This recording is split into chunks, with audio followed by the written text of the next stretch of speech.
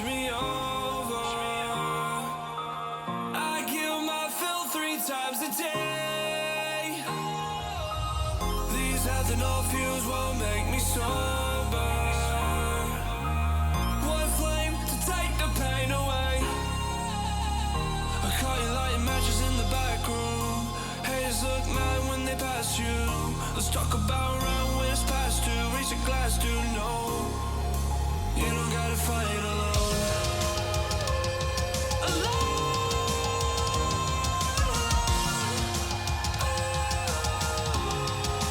You don't gotta fight alone.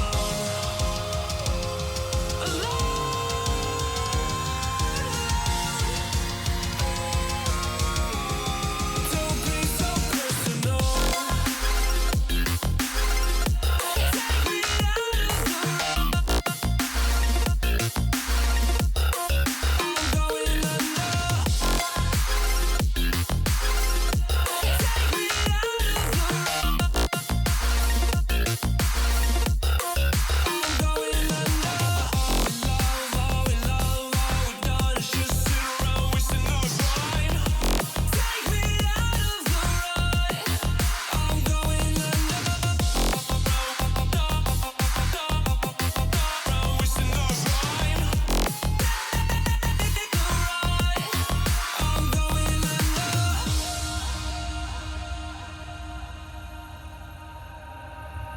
Everyone's seen death in their dreams, but we still wake up and go to sleep. Everyone's seen death in their dreams, but we still wake up from our sleep. I'll be home soon. You don't gotta fight alone.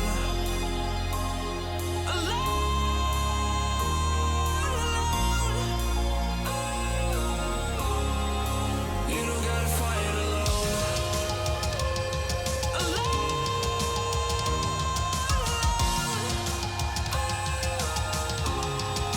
You don't gotta fight alone.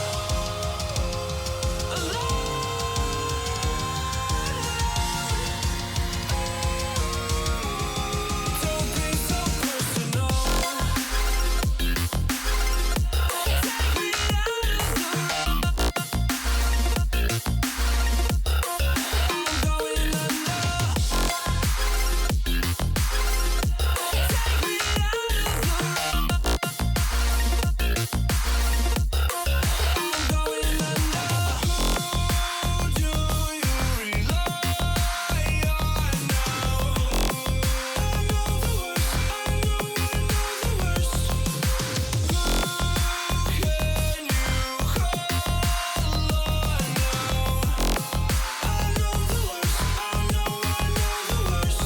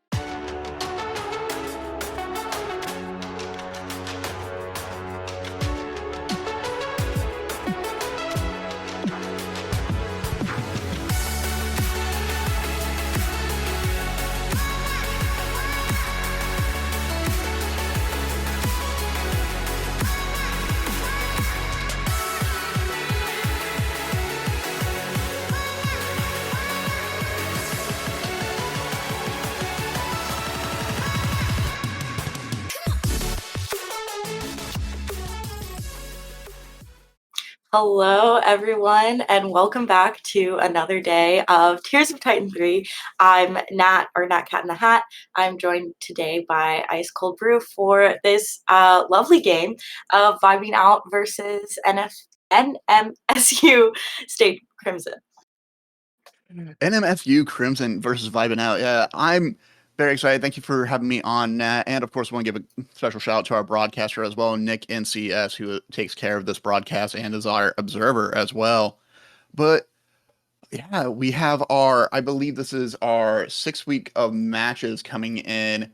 And we have some teams who are really trying their best to stand out at the very top. I believe Vibin Out is coming in at 4-2, and NMSU, I believe, is coming in not as strong as they would like to be. They are coming at a 3-3 on their win-loss record. So really trying to stand out against Vibin Out at the moment.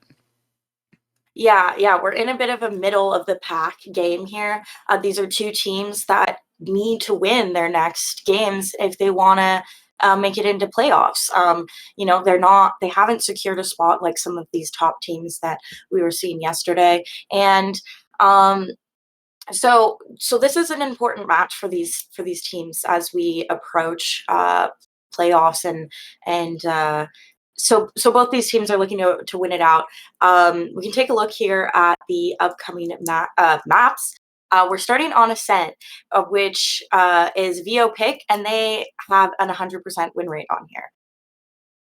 Yeah, VO picking a map that they feel very, very comfortable on, which I always like to pick, but so far, every single time I have been in a broadcast and a team has picked a map that they have a 100% win rate on, they end up losing out on. Just to throw back to NMSU side, they only have a 50% win rate, but they will be on the defensive side, which is where they statistically have done a little bit better. Then, of course, looking over at Bind, that's which NMSU has picked, they also only have a 75% win rate on that map, while Vibin Out only have a 50% win rate on that, so will be a nice little matchup. But maybe we can get to Sunset at the very end. But for now, my main focus is going to be how they play Ascent and how they play Bind. Yeah, I'm kind of surprised to see NMSU not banning Ascent just because VO has such a high win percentage on it. It's possible, there's just other maps that they don't feel comfortable playing and they'd rather take it to Ascent where they feel a little bit more comfortable on. But Ascent is one of those maps that it really just comes down to the basics. Can you play Valorant good? The comp is very standard.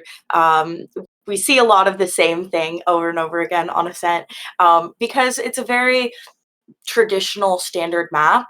So it comes down to the raw mechanics of how well these teams know the raw essentials of this game. Yeah, it's going to go down to the skill, like the basic tactics, the skilled basics of each play. Because to me, you're going to have your Jet, you're going to have a Killjoy on the map, you're going to have an Omen just for that smoke teleportation, and Sova for recon. Maybe a Cypher instead might be the strange pick, but we're already going to go ahead and move over to the agent selection as Crimson will be on the defense. They already have a lock in for Killjoy at the moment. Yeah, we've got our standard comp hovers here, and that is absolutely no surprise. It would be fun once in a while to see something new on this map, but you can also understand why these picks are so standard because this comp is tried and true. We know exactly why it works. The Sova on B site, the Killjoy setups are so strong on this map, both on A and on B. The spams that you can do with the Odin, the flashes and the knives that you can do with the KO, and of course the Jet dashing in and getting set up by their teammates. So I don't think we're going to see anything too crazy on this map, but I'm looking forward. Do you have any thoughts or predictions on how this is going to go for these two teams? Well, with it being a mirror match, honestly, I think the difference maker for me is going to be, I really want to rely on the KO. I love KO. I love playing KO. I love the different angle flashes. The one way you can do on Heaven on A that I found out about has been such a fascinating aspect of the game for me that to me has improved my gameplay and improved my setup for every single team I have been on as long as they can communicate. It's also going to be a little bit of a trust exercise as well because I'm wondering how quick to react folks will be on rotations. Will they be able to trust, say Quibe is locked in on B, has her setup going, will they trust her to hold on to site long enough, or are they going to tell her to just step back, force a retake, and maybe Yeah, play for that yeah. angle It instead? it is really a game a lot about how you choose to hold on to these sites, how you choose to do these rotates, and then how the enemy team decides to exploit those choices. And especially being a very defense-sided map, on attack, it's really about, okay, what part of their defense is weak and what part can we exploit, whether it's fast rotates, whether it's a poor site hold, whether it's, their mid presence. Like, it can all, that's your main goal on attack, is almost anti-stratting what the defense is doing. It's looking like here in the first round, we're seeing a lean towards A, but it's a bit of a default to play around and test out this defense and see where they're going to be playing. You already have an immediate pick. You have Astolfo going to just check out. Nice big spread. Everyone's rotating towards A. I love that Astolfo has already forced so much utility use on B. Is now isolated and alone. But look at everyone else. Adamix, Killjoy, and Zova just already on A before any picks on Crimson side happened on the field. But great distraction from Astolfo to start the first round. Yeah, kills going down all on either side, but Spike is going to be planted here on the A site. Vibing out, choosing to give away the A site, but taking presence mid, taking presence B, and playing this retake here. Owl Drone is going to come out to clear some space. Players pretty spread out here, so they're going to have to clear all their angles. First kill going to go down here in Hell. Time ticking away though. It's getting low. Players going to be tagged here in main, and this time is getting dangerously low. Spike killer going to be killed, but oh, and those beautiful shock darts coming out from Vibing out, and that is going to be first round on the half for Vibing out. Now, that was a really fantastic site hold from them, spreading out their players, forcing NMSU to clear all of their angles, and then using that beautiful Sova utility to kill off that Spike diffuser. I love the angle that was played. I love the patience coming out from Adapt 7. Adapt, actually, I'm looking at their stats so far since they've joined Rib.GG for Titans of Tier 3, and I don't have any record of them playing a Sova. They usually play Raids, Viper, or Omen. So bringing out Sova, using the utility to play patient. Adamix getting the first pick on this order, and starting to clear side, provide some smokes as they go to the switch. Great initial push coming out from Vibing out, and par for the course if you start off with the rifles. Yes, guns in the hands of Vibing out as this retake is underway. Players pushing out, and Adept is going to be the first one to take contact. And a beautiful flawless coming out from VO. That was a perfect bonus, or a perfect buy round for them. Taking site, NMSU choosing to give site away and play for that retake, but when you're down numbers, when you're down guns, it's just too difficult. You know, the main goal is just to take some of those guns out of these players' hands, and they were unable to do so. Now we're coming into this bonus round for them, and the first buy round. So NMSU is looking to put a round on the boards here. NMSU, the first 3 rounds to me are always those confidence building rounds. I love taking those wins. Will they affect the end of the game? No, but they at least give you a bit of information on how your opponents will play. And being able to take advantage of that, I love that recon bolt. Thank you, Nick, for that angle, seeing it hit bottom of mid. But Mech is going to clear out, trying to find info. Gets taken down by Dexter. Dexter, great shot. Dexter with the 2K now out of market. Holding on tight, Quibe looking for the angle, knows there's a jet on site, but YDC will take down Quibe. Yeah, this B hold is looking very strong, getting the spike down and forcing these players.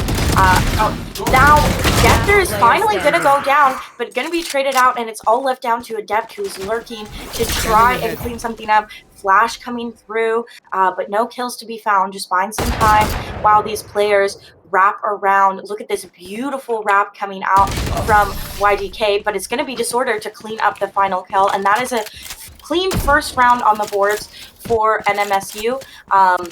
And now we're going into this first kind of true gun round as both these teams buy into this round. And this round is pretty important. This is where we're going to really see who's feeling a little bit stronger. Sorry, that being said, not quite a full buy coming out from NMSU, but some guns in their hands and a couple of pistols. Yeah, just a little bit of a financial hiccup here as we see a couple Guardians, Marshall being traded out for the Vandal, and Leon with a Ghost. Crimson probably wanted to come in after the bonus round with a stronger buy, but I think Vibin out did a great job of at least making them pay. Granted, they didn't get spiked down, and that honestly Adapt's favorite position. Adapt, though, is able to pick up the ult orb, is causing some damage, catches Dector on the ult, and now Adamex looking to clear out the smoke is popping some shots. Astolfo's dropping spike and knocking at the door. Here comes Leon, waiting for a chance. There comes the recon drone, but not able to clear it out. Leon still waiting. No one's opened that door yet. Everyone's stacked up on Heaven. Nat, who do you think's going to get the first pick? The first pick going out to Astolfo, and then here comes the retake. Kills coming in from either side, but time is ticking down. There's not a lot of time left on this fight. That line is going to come through, and that's going to get kill the next. One enemy in remaining. the end, it's going to be Disorder who's going to clean it out. So Do they have time? I think so. Yes. So that is going to be a second round on the boards, but a close one at that. 2 ultimates invested for that site take, and NMSU decided we'll let you have it. We're gonna play for our lives, and then we're gonna play that retake all together. A beautiful flood retake, and that was a very clean round on the side of NMSU. Of course, only 1 player left, but like I said, 2 ultimates invested in the side of Vibin now. Yeah, I love the way Disorder was playing underneath Heaven at that moment, just waiting for what Mech was going to do. Mech just a little bit too slow in the reaction time. Knew there were some people right outside the opening, but couldn't lock it in. And once Adapt was taken out as well, they lost that stall opportunity. Disorder just had to make sure the kills were clean, able to get those taps, and finally able to defuse, granted with less than 3 seconds, but still very impressive run. And now we also have Dector with the ult. I don't think Dector actually picked up a weapon, so we'll be walking around with a Blade Storm going through tree right now.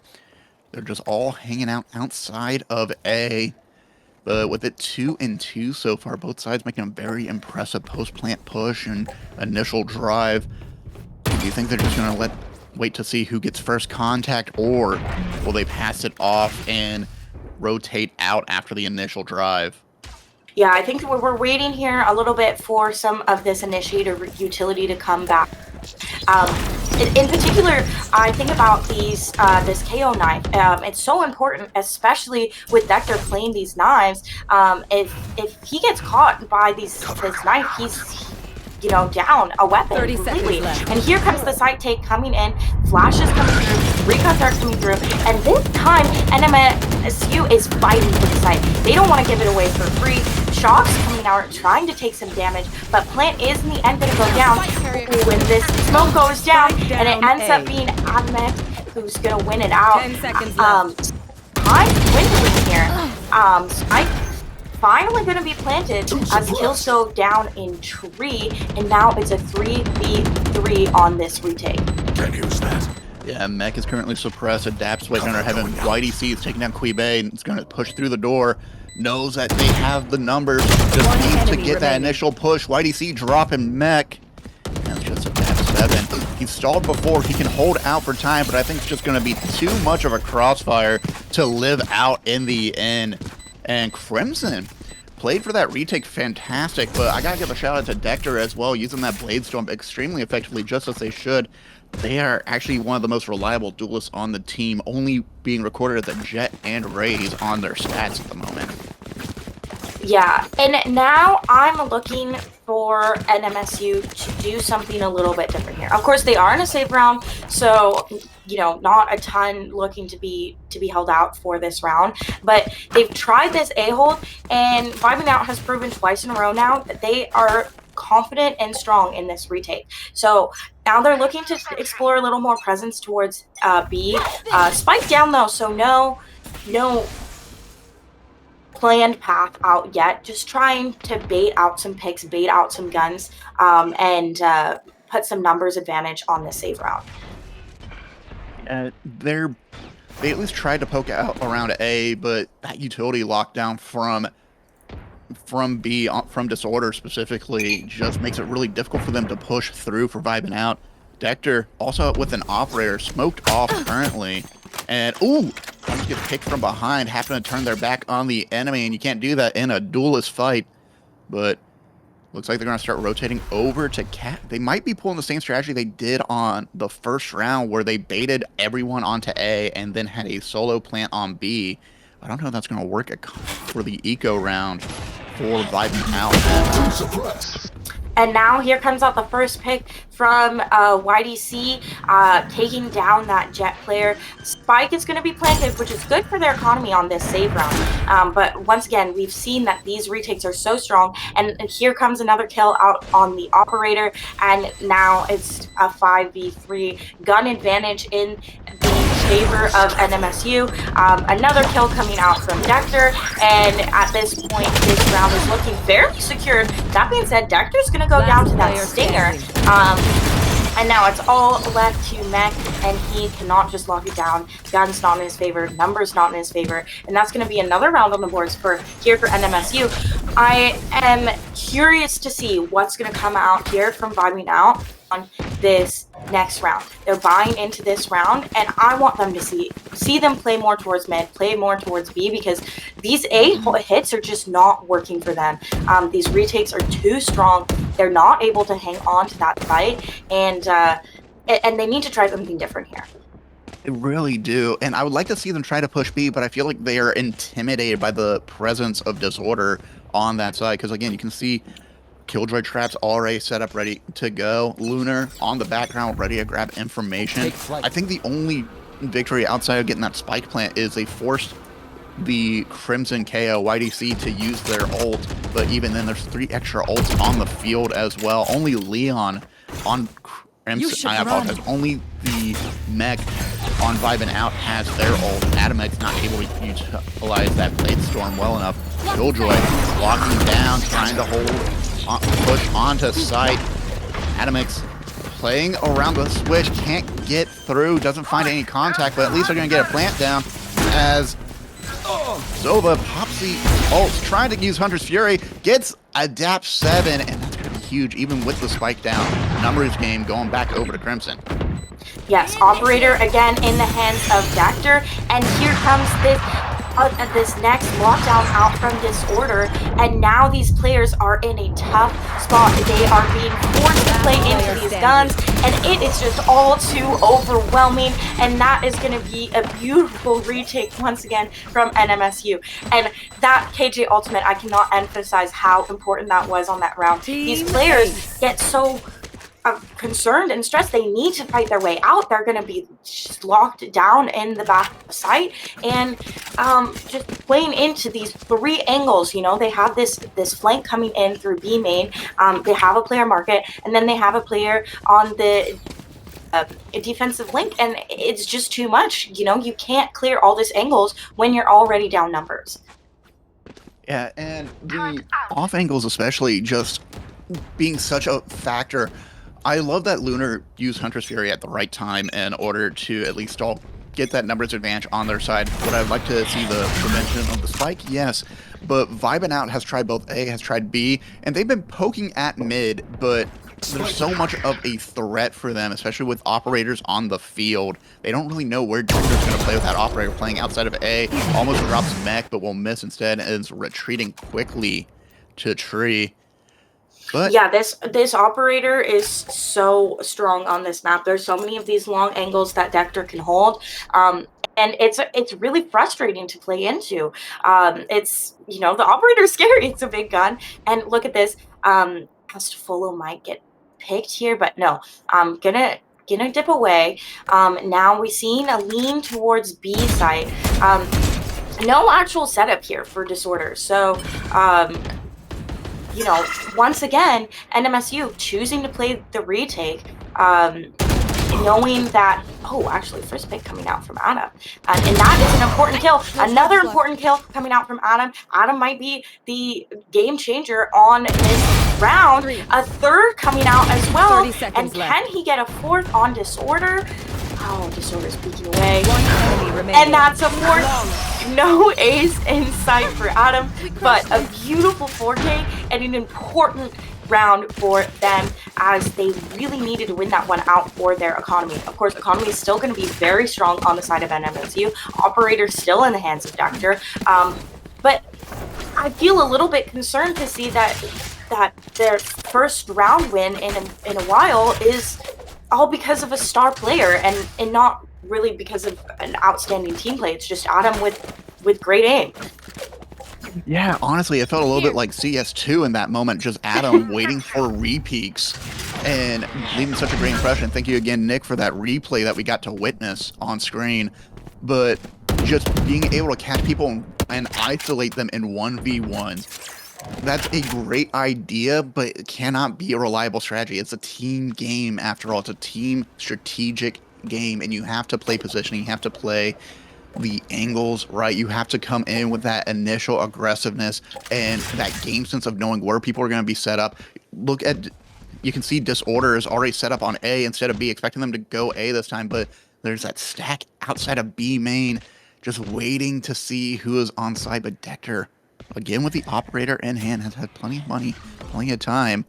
Just wants to see if anyone's aggressive enough, but that KO knife will give the info that at least someone is there, waiting for a call from Dector.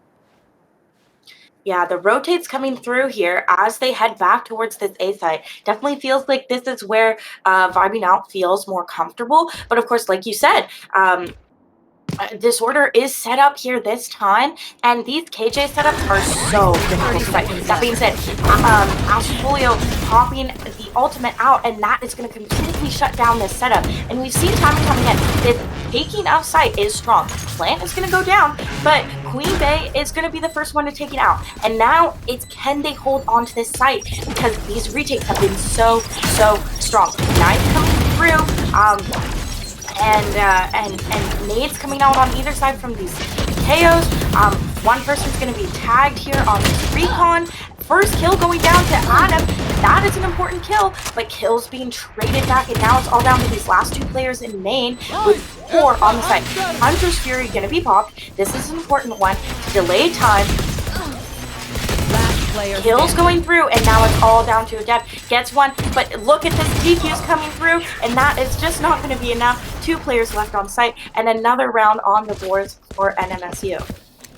A lot of trust between YDC and Leon and Lunar in that moment. Lunar, the bottom frag of the team, but still able to find those shots. 5-5-6 so far in KDA, and honestly, still carrying a nice little balance. Adam really wanted to carry it home, but got caught blindsided from Tree by Leon on that initial push. What a great retake from Crimson. They have continued to show how strong they can be on that retake game.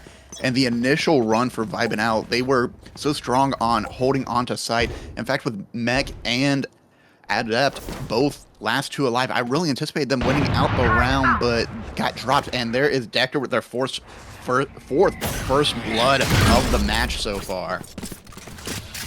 Yeah, and this is looking really challenging here for Vibing Out. And money not in their favor. This operator so strong and so challenging to push. Wherever Dector is, you're getting kills, and then wherever Dector isn't, Disorder is set up. So I'm liking that they're exploring mid a little bit here. They haven't spent too much time on mid, but there has been some success for them in mid. Now Dector taking out Adam, their star player, the important round changer, it's felt like, for these rounds so far, and now they're just down to 3. Market door is going to be closed, and Asfolio getting a first kill. And this beautiful angle here held from Adept. And now Plant is going to go down, and Adept is going to distract here and spawn as they delay for this retake in order to, get time down on the spike. Yeah, I love Adeptus immediately stepping back, just played the part as well as they could, holding down Lunar and and Dector in that moment, but now it's onto Astolfo and Mech to hold tight as we have Disorder debating on pushing one tree. They're going to go through first contact. Made on Heaven. Dector's going to drop a Gap 7, but Astolfo's going to drop Disorder. Mech will take down Dector. 2v1. Lunar all by himself. Gets Mech. Looking around, knows Astolfo is somewhere, but doesn't realize Astolfo has moved to tree. Can hear him in the tree. Goes out with the knife and a misclick. And the bomb spike will go out. Astolfo stalling for time will give them a win in this round. And that will be the fourth one that they've gotten so far. 2 after the bye, and they're at least trying to prevent a winning run for Crimson. They're trying to prevent them from going on a hot streak after misstep in the initial 4 rounds after the bonus round. Yeah, and we do know this is a defense-sided map, so even if 4 is all they get on this attacking side, that's still not bad. That's still a very winnable place. Of course, we'd like to see them get 1 or 2 more. And I think the important difference maker there was the mid play. They took a lot of mid presence. They pushed up super deep into defender spawn, and that allowed them to hold on to site better and play for time. Now we're seeing the first pick coming out for them in mid once again, as NMSU is forced onto an awkward buy here, some Vandals and some Sheriffs, but for the most part, low guns, and that is going to play in the favor of Vibing out. 2 more kills on the board. 1 enemy remaining. And now, oh, beautiful. Kills on either side, pushing super deep all the way into that spawn, and allowing them another round. Now they're looking in a pretty good spot for this half. Yeah, Crimson's going to be able to take a full buy, but that initial round, recognizing that they were on an eco, Vibin out just immediately pushed them B as quickly as humanly possible. And they anticipated the flank from Dector and Leon coming down mid, which I think was a bit of a detriment for Crimson. They couldn't really take advantage of trying to flank around Vibin out. Vibin out was catching a little bit wise in that moment. But Adamax and Adapt, Mech especially coming in from the long way, going through A to get that those 3 picks at the very end. But now with everyone pushing together on A, Crimson's going to have a fight on their hand as Adam's looking to clear outside, checking spawn, checking link. Doesn't see anyone in the boathouse, doesn't think anyone's on site. It's been long enough, someone should have peeked out by this point in time, but now they just need to play the waiting game. They are looking to play extremely defensively, and typically they have won these kind of fights at 66% out of 100. Yes, and here comes this retake coming through. From the shadows, going to be popped to get some information, or sorry, scatter, get some information here on where these players are playing, and then look at this beautiful knife come through, suppressing his 3.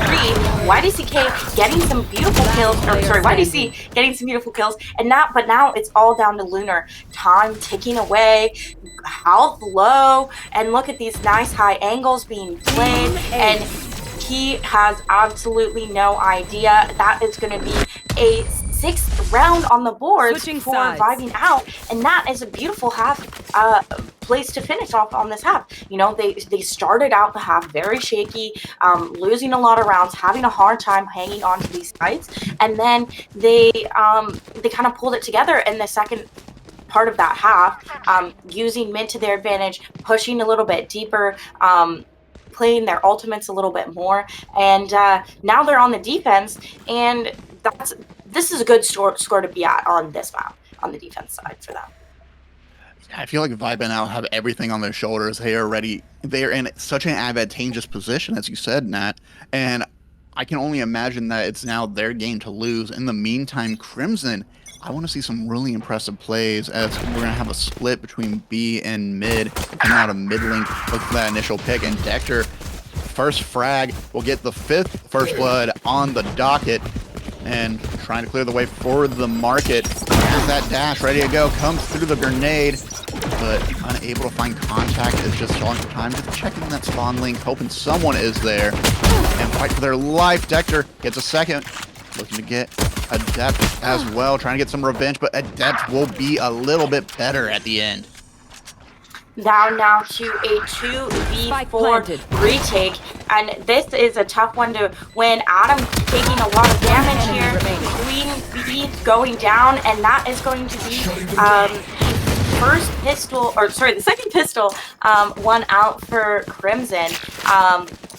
And that's an important one for them to win out. Like we said, defensive side of map. So it's really useful to win this first pistol and hopefully guarantee you 2 rounds on the board as you buy into this second round. That being said, sheriffs on the side for Vibing out, and these sheriffs can be really challenging.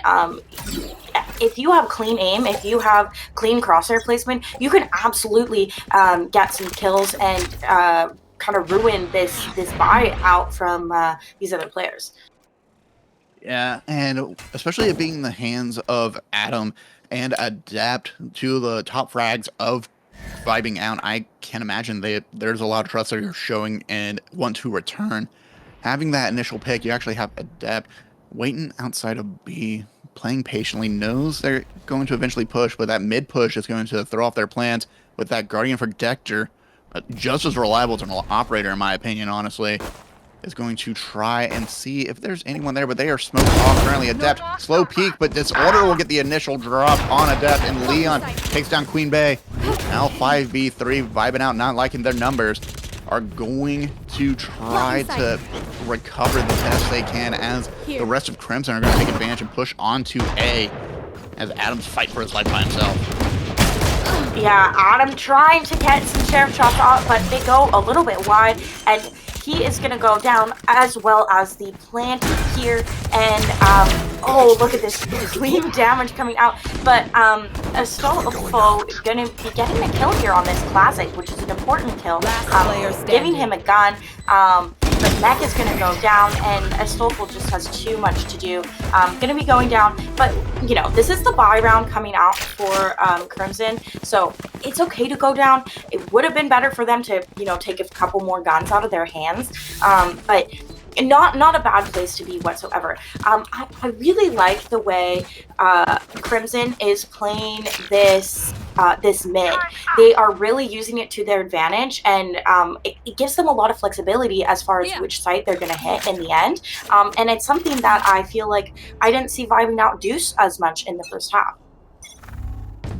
Yeah, honestly, it's interesting to see Crimson taking full advantage on a lot of these the first 2 rounds coming out on wins. In fact, they're sticking with it. It's their bread and butter on this bonus round. And Vibing out being a little bit light on wins. It could be a script reversal, because bonus round went to Crimson last half.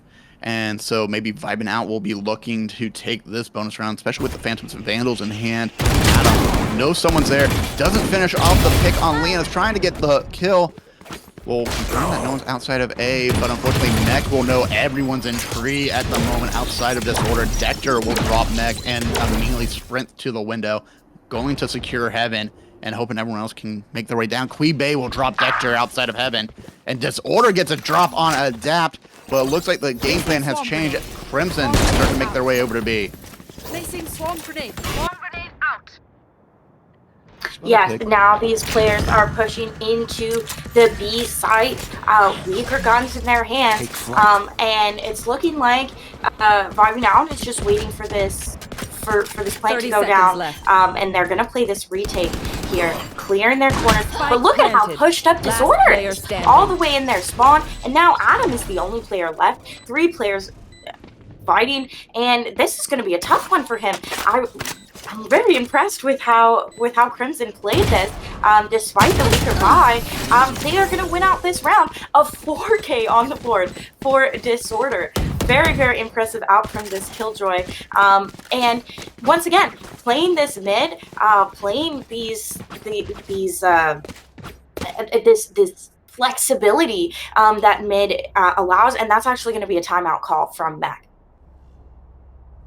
Yeah, timeout being called on the side of Vibing out, but let's talk about that mid control as well. Crimson has showed such fantastic mastery of doing so, because it's flexible, just like you said. They take mid. All right, let's go up cat. Let's go through tree. Okay, tree is a bust. Dector can't hold Heaven, sadly. Got dropped immediately. Let's rotate out. Let's cut through market. Let's go back through mid lane. Go to B. And then Disorder coming back around to mid and getting such a major flank on Vibing out. Vibing out had an opportunity to win. They were 4-3, but with Mech there, Unfortunately, it was down to 3-1 by the time I apologize. I said mech, I meant disorder. By the time disorder came around, just forcing the drop immediately. I, I feel like if Vibin out can't secure mid, if they cannot prevent these pushes coming out of mid link or from the top of mid, Vibin out might be looking at a loss here with that 3-round difference as we're going into the regular rounds, but they're already on an eco as well. Yes, and like we said, this mid. I want to mention too that I think, NMSU is showing us why this is their 100% win rate, because I think the problem with this map for a lot of players is, the defense is pretty straightforward, and it is defense sided, so you feel good about it. But that being said, they don't. It's about how do you play this attack? How do you anti-strat this defense? Playing this mid is a big part of that. Now, they're actually going into a fast B push here, and Trade's going to be going back, or sorry, A push. Trades are going to be going back and forth, but Number's going to be in favor here of Crimson. Spike not yet planted though, so they have some flexibility here. Door going to be popped, and Kill's going to be going once again in the side of Crimson. Spike going to be planted, and it's all left to Adept, and going to be suppressed, going to be naded out, and this going to be seeing those shock darts. He is just being absolutely spammed by utility and going down, putting 10 on the boards for Crimson. Yeah, Adapt. I love that Adapt on the attacker's side can hold on to site as long as humanly possible. I think just being at such a firearm disadvantage worked against them. And now almost everyone on Crimson is in double digits. We have Decker with Bladestorm ready to go as well. It's going to rely on the Vandal still. I mean, why not? You have the economy, might as well use it while you got it. Adam, though, has picked up an operator. I think this is the first time I've seen Adam pick up an operator. And maybe this will be the response. They're looking out towards Catwalk, just watching mid-link. Maybe this will be the first time they can secure mid and prevent these pushes that Crimson is taking advantage of. Yes, Jumpy's coming out here, trying to get a read on where these players are playing. And, Adam trying to get a pick here, but, the jump spot forces him to go a little bit wide. And now they know that this operator is in the hands of Adam. So they're actually playing away from mid, and instead pushing towards B, a little bit of presence A main as well, and trying to see what these side holds are going to look like, and avoiding this operator. Yeah, nice recon bolt coming out from Adapt, and then the shock dart as well, just pushing YDC back. But I feel like Adapt knows there's at least 3 there, so I think I'm trying to figure out what the rest are. Great KO knife from YDC. Going to push in through spawn link. Dexter can't get through the bow house, but will drop a Stalfo coming out of the market. Unfortunately, dropped the apples on the way out. YDC with 2K as well. Great take on B from Crimson. Vibin out now in a detriment, and they have an operator in hand too. Leon coming from behind. Patience plays off, takes down Mech, and drops Adam as well. The operator not able to make a difference for Vibin out on this round. Wow, what a beautiful flank around from Leon, showing once again why they have such a high win rate on this map. We're going to be on 11 rounds here, and I really, really like this flank around, taking advantage of the fact that this team rotates and, doesn't really pay attention to their sites after they do that. And the way they're so flexible with the way they're playing this map, and playing the entire map, taking as much space as they can here. Now Adept going down first onto another save round for Vibin out, and this is really, really challenging for them now. If they lose this round, they are forced to try and win the next one. Astral going down as well. Kui Bei going down as well, and now there's just 2 left. Site's going to be taken, and this is looking like it's going to go in the hands of Crimson. And Crimson just need to tie it off with a nice pretty bow and Mech just trying to scramble out. Lunar's going to pick up that runaway pick. But Vibin out. Match I point. kind of have to wonder where their mentality is at right now because they only have 2 ults available. Astolfo's about to get theirs. Mech is about to get theirs as well. But Adam and Adapt both put theirs in the wings. But Dector, YDC, Disorder, Leon, 4 ults on Crimson. They can just finish this game whenever they feel like it, in my opinion. Just popping all those ults in the right place at the right time. I have to wonder. Sorry, go ahead. Here. I have to wonder where the mentality of Vibin out is, because again, we said it earlier, this is their map that they win the most, but it's a struggle, though.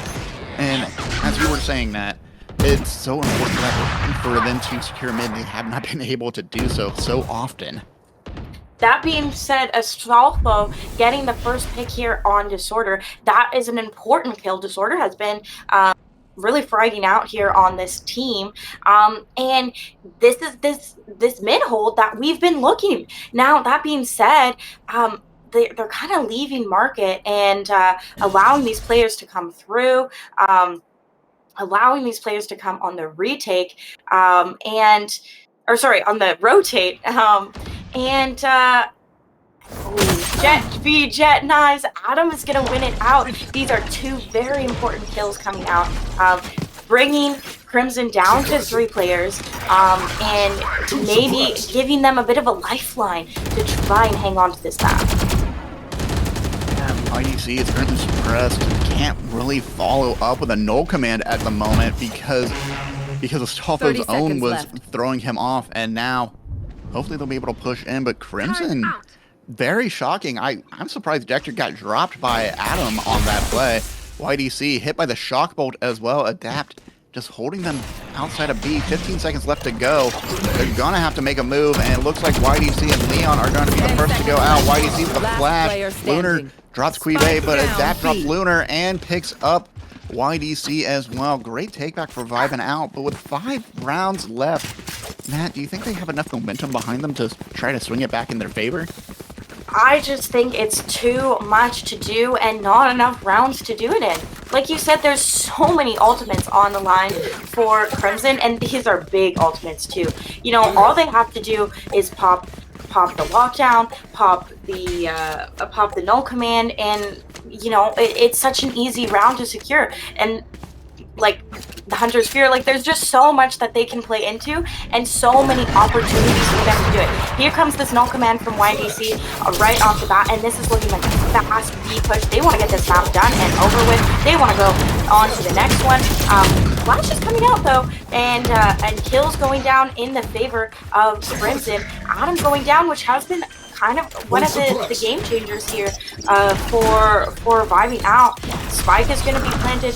Like I said, they still have the lockdown in play, and then this scatter coming out here from Leon back on this flank. And are they going to be aware? Lockdown coming in as well. So many ultimates for them to play with. There's going to be a counter lockdown coming in, but they have the Hunter's Fury to go ahead and break it. And both lockdowns going to be destroyed by this Hunter's Fury. Leon finally coming out with this flank. Going to be tagged up by this Hunter's Fury, but time is ticking away and only 2 players left. It is all going to be left to Adapt, and he just can't make it happen. First map win going in favor of NMSU Crimson. What a beautiful, beautiful map, and a beautiful display of mastery of this map, using that mid control, using these late lurks and these flanks. I'm just very impressed with how they played this. Honestly, yeah, Crimson especially. And I feel like while we have Dector leading the charge, I believe ending the round like 22 kills at that point, but there was just so much shared burden. Everyone was doing their part. Everyone was playing to their best ability, setting each other up for success. While Vibing out, it came in spurts. They were unfortunately not feeling the vibes on this map, sadly, and it really cost them in the long run. There were so many times where they just needed someone to clutch up, stand out, and just stall for that much longer, and it never came true. It just too much of a burden that their knees buckled and they broke under the pressure. Yeah, absolutely. I think to me the big difference maker here on this map, both teams had a very similar defense hold. This map, like we said, it comes down to raw raw Valorant mechanics. And the defense is pretty straightforward. But the difference maker here was Crimson's attack. They played attack on this map so strongly. Playing the space that I think a lot of people forget about, a lot of people don't use to their advantage on this map. You think about all the flanks coming in on maps like Bind and playing those space, those exteriors, but the exteriors are just as important in other more traditional maps like I said. And so we're going to take a look here at these stats. Dector, of course, coming in with a beautiful 23 and 16. That being said, the rest of his team was backing him up just as strongly. All of his team going positive, all of his team doing their part, like you said, with their utility. On the opposite side, vibing out, none of these players went very positive. It's actually interesting. Adam actually ends up getting the MVP because of his 4 first bloods, but it's actually Dept who ends up with more kills. And I just feel like they weren't able to get the impact and play together and do what they needed to get done to win this map. Yeah, I feel like the impressive factor that went to Crimson, and which is why I think it's so shocking that they're 3-3 currently in the standings, is they played like a team that's at least 5-1, 4-2, maybe. They played together very well. They read each other's abilities. And while Dector was typically the first one getting entry frags and not getting picked off immediately, was not being able to get locked down, YDC would follow up immediately. Disorder protected sites very well and then would set up for holds. Lunar tying at 11-11. That's the lowest kills, lowest, and the second lowest deaths. That's still very impressive as well, and it kind of shows how much chemistry, how much skill, and that raw mechanical talent. And I think a lot of that has to go into that second half where they just held on to mid in a way that Vibin out could not take advantage of. Right, absolutely. Now, the difficulty here going in is can they continue this streak on to the next map? Like you said, they're only 3-3. And I think what it's going to come down to is what can they do on the other maps where things are a little bit less set in stone. There's not as many default comps. We're going into Bind, which has been a really fun and interesting map to see how players play it. You can get really funky with your strats, with your agent select, and NMSU has shown us what they are capable of as far as as the traditional ascent hold, but can they follow through with the same thing on Bind? Of course, this is their pick, so I'm guessing they have something cooking up, but we'll have to wait and see. We will have to wait and see. And in the meantime, as we get that next lobby up and running, I cannot wait to see how this breaks down. And maybe, just maybe, Vibin Out will come back and bring us to Sunset to end the match. But in the meantime, we're going to take a short intermission as we get ready for the next match, folks. So don't go too far away. We'll be right back.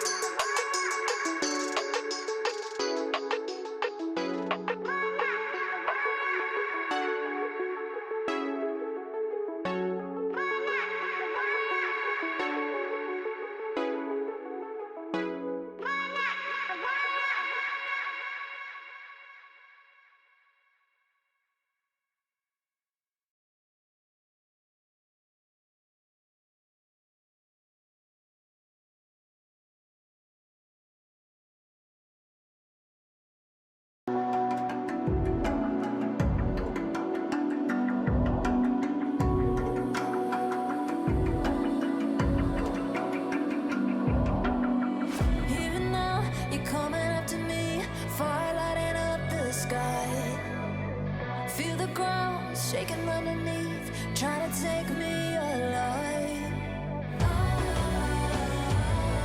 Get ready for the fallout.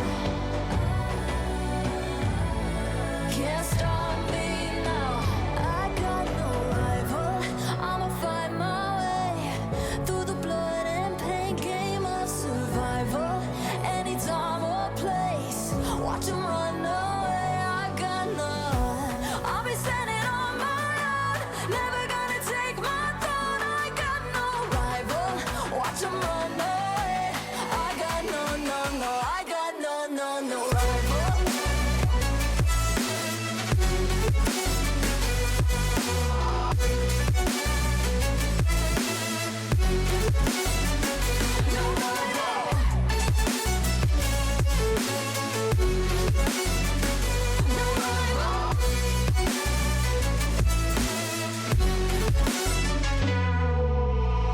Tell me now, what you gonna do?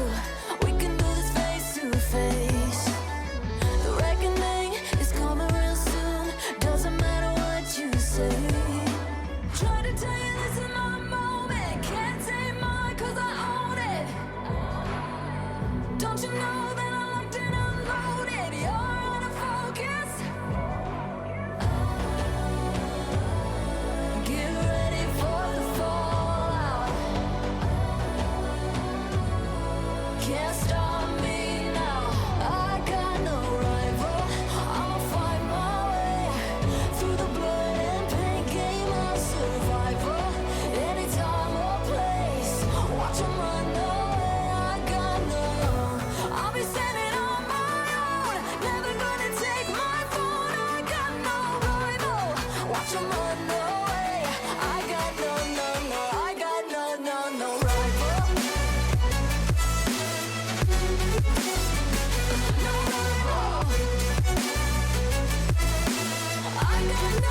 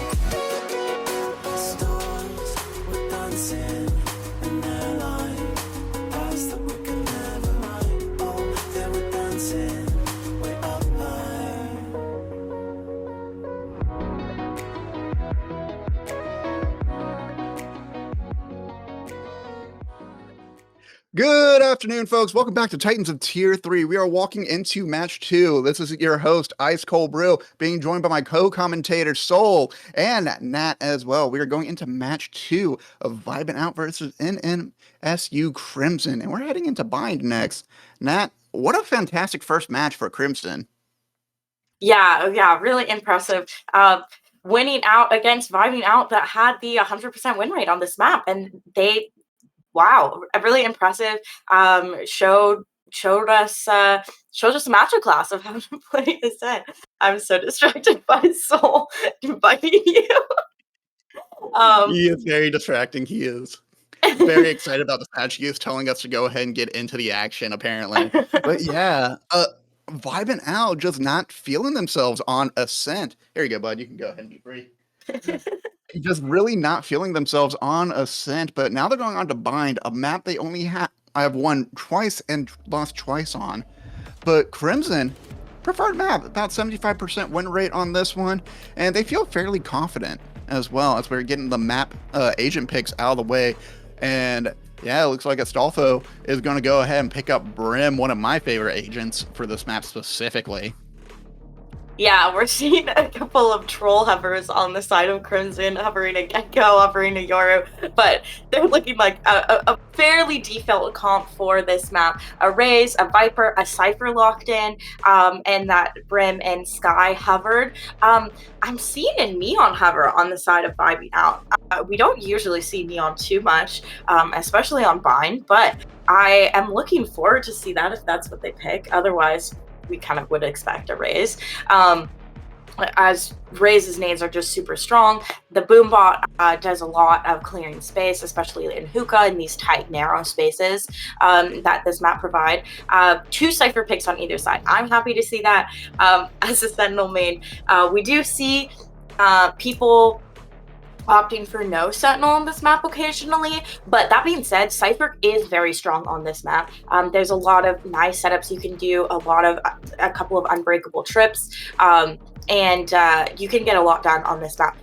So we're seeing 2 slightly different comps here. We're seeing a double controller on the side of Crimson and a double duelist on the side of Vibing Out. Both of them playing into their strengths on this first half. Crimson, of course, on the defense, Vibing Out on the attack. Yeah, just to remind folks, it will be Vibing Out on the attack, and I think that, going back to what you said, shows. And I think what's going to be really impressive is we know Disorder has fantastic lockdown work, and we've seen that happen on Ascent, specifically with Killjoy, now with Cypher on the field as well. Cypher being one of my most frustrating Sentinels to go up against personally. It's going to leave such a nice little impression. Quibe, on the meantime, being on the attack side with Cypher, it'll leave some opportunities, plenty of times to have those free looks for flank just to kind of check their back, because we know Crimson plays that flanking game very well when they're on defense. Mm-hmm. And Bind, I always say, is a map. It's all about the extremities. How can you hold on to be long, and how can you hold on to showers? I think a lot of ranked players tend to not play into that enough, and that's something that we see a lot more in pro play with the more coordination. And so that's what I'm really looking for in both of these teams. Can they hang on to these extremities that are so important in this map? As well, like you said, the flanks coming out. This map is pretty small. There's of course the TPs to play around with, so it's all about taking space and hanging on to that space. And I'd like to see Crimson do that here on this map.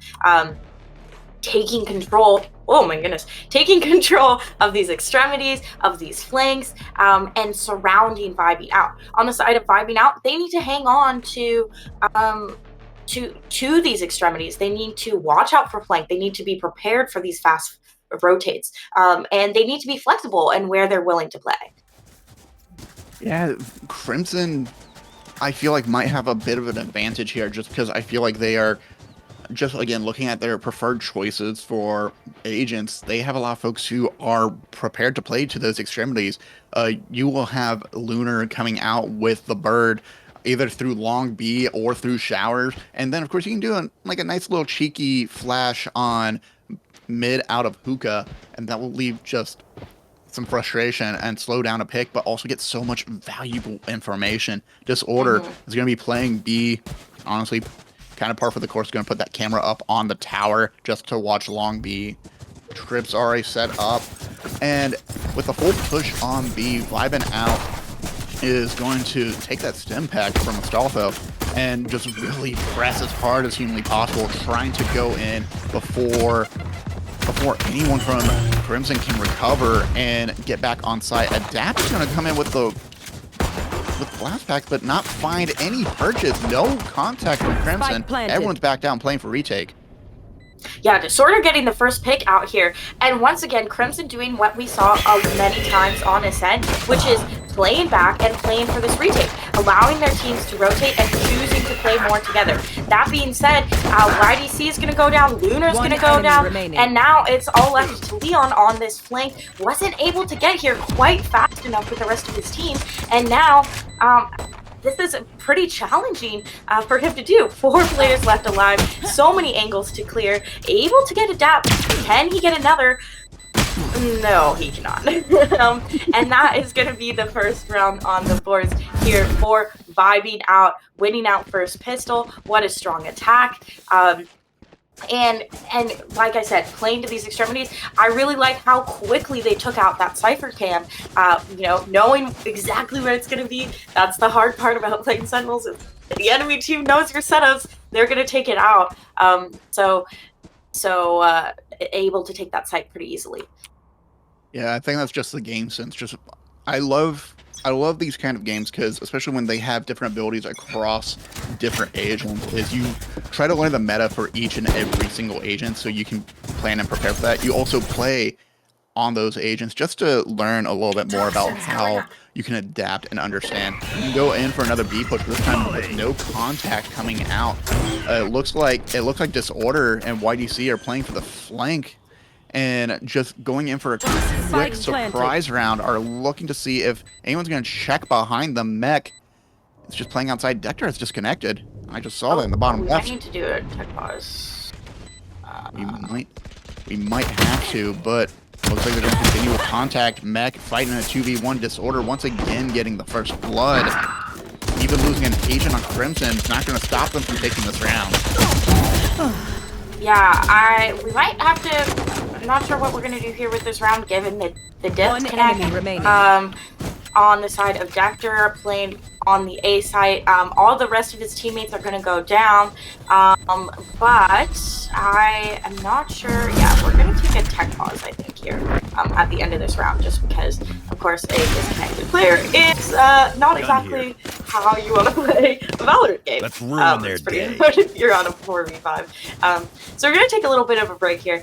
But that being said, we got to reconnect, so we might be getting back into it here momentarily. But as we go into this next buy round, of course, this is going to be a full buy out on the side of Crimson, looking to hang on to this defense a little bit more. Do you have any thoughts about how this map is going so far? I really think because of the way Ascent ended for Vibin out, I think taking these first 2 rounds again are going to be very huge for them. Anytime they've started the match, they're currently 2 for 2 on taking the very first couple rounds in a starting match. But I really need to see them kind of continue to commit to the bit. What really interests me, and I was just thinking about it in the interim, but I believe the Reyna pick Adam, I don't think he actually meant to pick Reyna. In fact, I don't see any record of him playing Reyna. Typically, we've seen him play Jet. We've also seen a Viper. We've seen a Sky and an Omen in matches past. So them picking Reyna sounds like it might have been a mistake on their end, but also the flashes are going to be huge, and there's a reason why Reyna is so important on this map, as Adolfo is going to get zapped by the Owl Drone. We'll try to push in. Good wall from YDC, going to slow down that push coming out of B main. Adapt, probing some shots with the Bulldog, but not able to find purchase. Looks like they might rotate back around ahead. Yeah, and that's showing why this map is so fun with these TPs, how quickly they can find their way into showers and flip this plant down. And now we're into a retake situation. YDC taking out Queen Bee. And now kills going in favor of this defensive side. Of course, the guns are at their advantage, but Ooh, look at this little wraparound from Astolfo.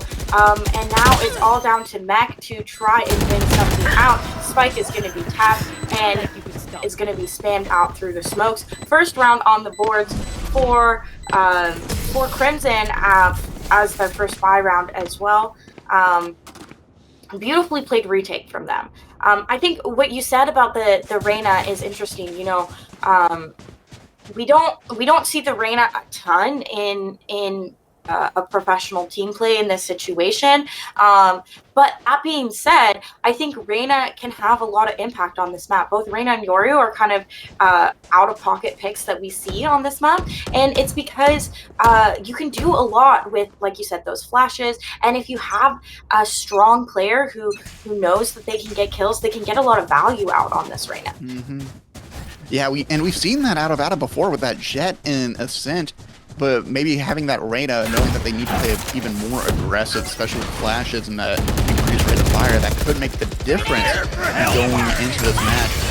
And Crimson so far not able to get. This is the first time Vibin has gotten the first blood, and even off an ult from a Jet, just able to push in, doing the job of the duelist. Great first touch. YDC getting a drop on Mech in the background. It's going to be a minute to go. Vibin is looking for a flank, but Dector anticipates it and will shut that down. Yeah, now we're in this retake situation. 4v3, all three players are mostly on site and playing towards Garden. Now these first picks are going to be important. Trying to get their numbers in advantage. Getting the kill, but going to be taken out by this Molly. Here comes the opposite raise Molly. And now we're down to 2v2. YDC getting a beautiful kill. Astolfo, though, going to be the one to clean it up, securing another round on the boards for Crimson. 3 ultimates invested into this round.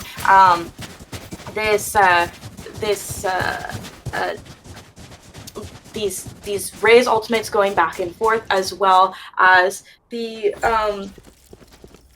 orbital strike, coming out from Brimstone.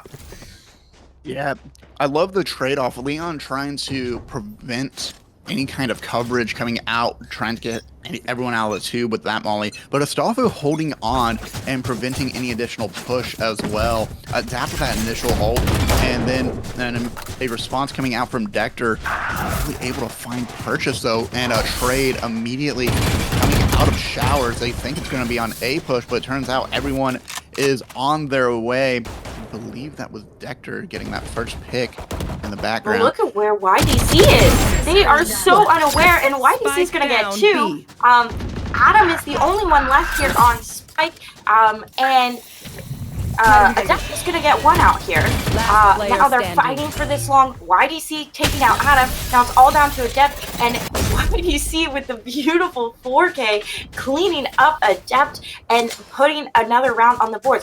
Like I said, this map is all about how fast can you flank and all about these extremities. I really liked that fast flank from YDC. Kind of taking advantage of the fact that Vibin out hasn't been playing in the middle part of the map as much. They really haven't been, and I kind of also have to shift some blame a little bit, but Quibay was all the way out in showers, and just, I get the idea of lurking, trying to pull the enemy over towards A, but someone has to be watching from that flank. If they know you're not pushing mid that often, we finally have someone doing so. We have Adam looking up mid, waiting to see if someone peeks out of hookah, but I think this is the first time we've seen them do so in 6 rounds, where Vibin out is trying to anticipate the flank. And now with the Viper Pit on A, on short specifically, they're short on options on where they can go, especially with Disorder's cameras and setup outside of showers. Yeah, they're trying to take down YDC and clear up some space for themselves. But look at how pushed up this camera is from Disorder. He is getting so much information here, and that is going to be a tag and information found. These players are still playing it slow, trying to get some information, and look at where Disorder is. Disorder trying to push out, waiting, getting so much information as the rest of these players rotate around towards the B side. 3 players here though, and they're going to be pushing in through Hookah. First time they're really taking a lot of space, Hookah, but then there comes out that TP from Disorder. 30 seconds on the board. This is not a lot of time for them to play with. Really not a lot of time for them to play with. And not only that, they're all trapped in Hookah. Yeah. You have Astolfo watching the teleporter, sure, but everyone else is pointing their guns to B and don't really know where to aim. Disorder's going to get picked on Adam. Dector will take down Adept. Lunar will take down Cleave. And Adolfo can't minimize the damage. Meg gets a pick on Dector, but YDC and Leon will round out the match. Yeah, what an impressive round out from Crimson. I really like the way they played that. That orbital strike was so well played, pushing these, crunching these players, and forcing them to either die to the orbital strike or play into Disorder, who's in the TP. And they just took out so many players like that. And now we're going into, of course, that was a bit of a save round there from Vibin out. So not the worst one to lose. Both teams buying into this one though, and Dector here on the operator down. Dector with an operator, and it's dangerous position, but they are playing they always play so aggressive going up long B that I feel like it doesn't really give a lot of time for Crimson to try to reset for any sort of opportunity. You now have Leon, who's learned the lesson and is watching for the flank at the moment. Make one mistake, you'll never make it again. But now, once again, they're crunched up. They're clustered together. If Leon had another ult on hand, they would not be able to sit there for long. But unfortunately, it seems like they're going to try and wait to see if they can bait someone to come through the smoke. But Crimson's got so much patience and so much advantage on their hands. I don't think they're going to do anything, Nat. Yeah, and here comes the TPs out as they're rotating towards the A side, and going to be playing directly into Disorder's setup here. These trips are going to be played, and look at this beautiful kill coming out. Only getting one though. The leer coming through from Adam, taking him out. Plant is going to be going down here though, and we're on to a 4v4 retake. But look at this positioning from Adept. Oh, and I think. Is Lunar aware? No. Oh, wow. What a beautiful positioning. Gets 3 on the round. And now it's all down to YDC in showers to try and clutch something up. YDC, all isolated, will be taken down by Adam. But hey, let's talk about that incredibly clever flank from Adept. I really thought Lunar caught wise. I'm like, yeah, there's definitely someone flanking. I'm just going to keep watching because I was watching that perspective. You can see it in the minimap of this replay. And you think Adept is going to be caught out, but no. Just plays patiently, waits to lock in on Leon, picks up Lunar, and then finishes off Dector. What a great way to turn this round around, especially after losing 2 rounds in a row. Vibing out, killing themselves. Yeah, and now they're forcing out a very awkward buy from the other team. Oh, a Phantom, a Guardian, and then a couple of other kills. Oh, Dector being aggressive, pushing in, unable to get kills though. And now it's all down to Lunar, and Lunar is going to go down. What a fast round from these players. And, you know, on this eco, on this awkward buy, choosing to push out into Hookah and take some aggression where this team usually hasn't been playing, but they were waiting. They knew that was going to happen, and they were ready for it with the gun advantage in their hands. Quick cleanup. Yeah, the game sense coming out from Vibin out. Now they have 4 ults to play with as well. The only one without one is Adam, but honestly, Adam's effective enough without it. Astolfo has the the critical airstrike. I was about to start using fighting game terms for a second. My bad. Orbital strike. Yeah, orbital strike. Thank you. From a critical part. Next, Adapt is going to push through. We already have information coming out, but Dector's going to find the first pick on Adam, and Lunar so hungry to get into the showers, really wants to clean it out, but sadly, Lunar will take down Adept in that moment after Dector gets that first kill outside a shower. Not really a way you want to start out Vibin out. Wow, what an interesting start to this round. Now we're all down to 1 to try and hold on to this plant, but this is going to be a challenging one. 3 players around. Spike being defused and being stuck, and Mac just cannot get it to happen. Gonna be going down, and that is going to be another round on the boards for Crimson.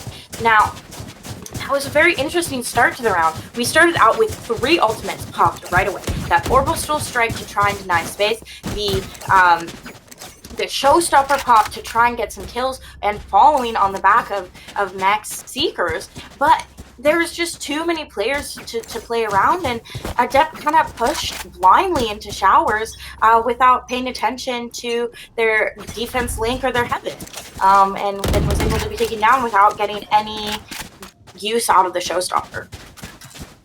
Yeah, I kind of wish Adept held on to the showstopper. I felt like that would have been more important later into that round, but shoulda, coulda, woulda. Unfortunately, he didn't.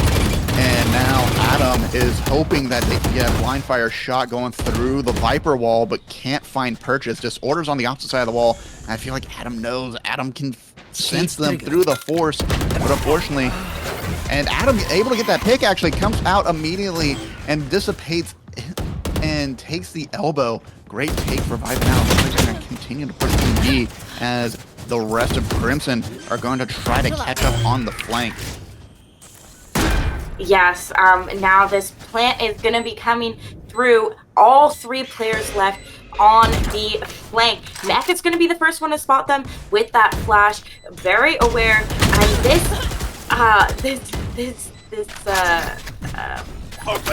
nade is gonna, or sorry, this Molly is gonna come through and force him out and force that kill.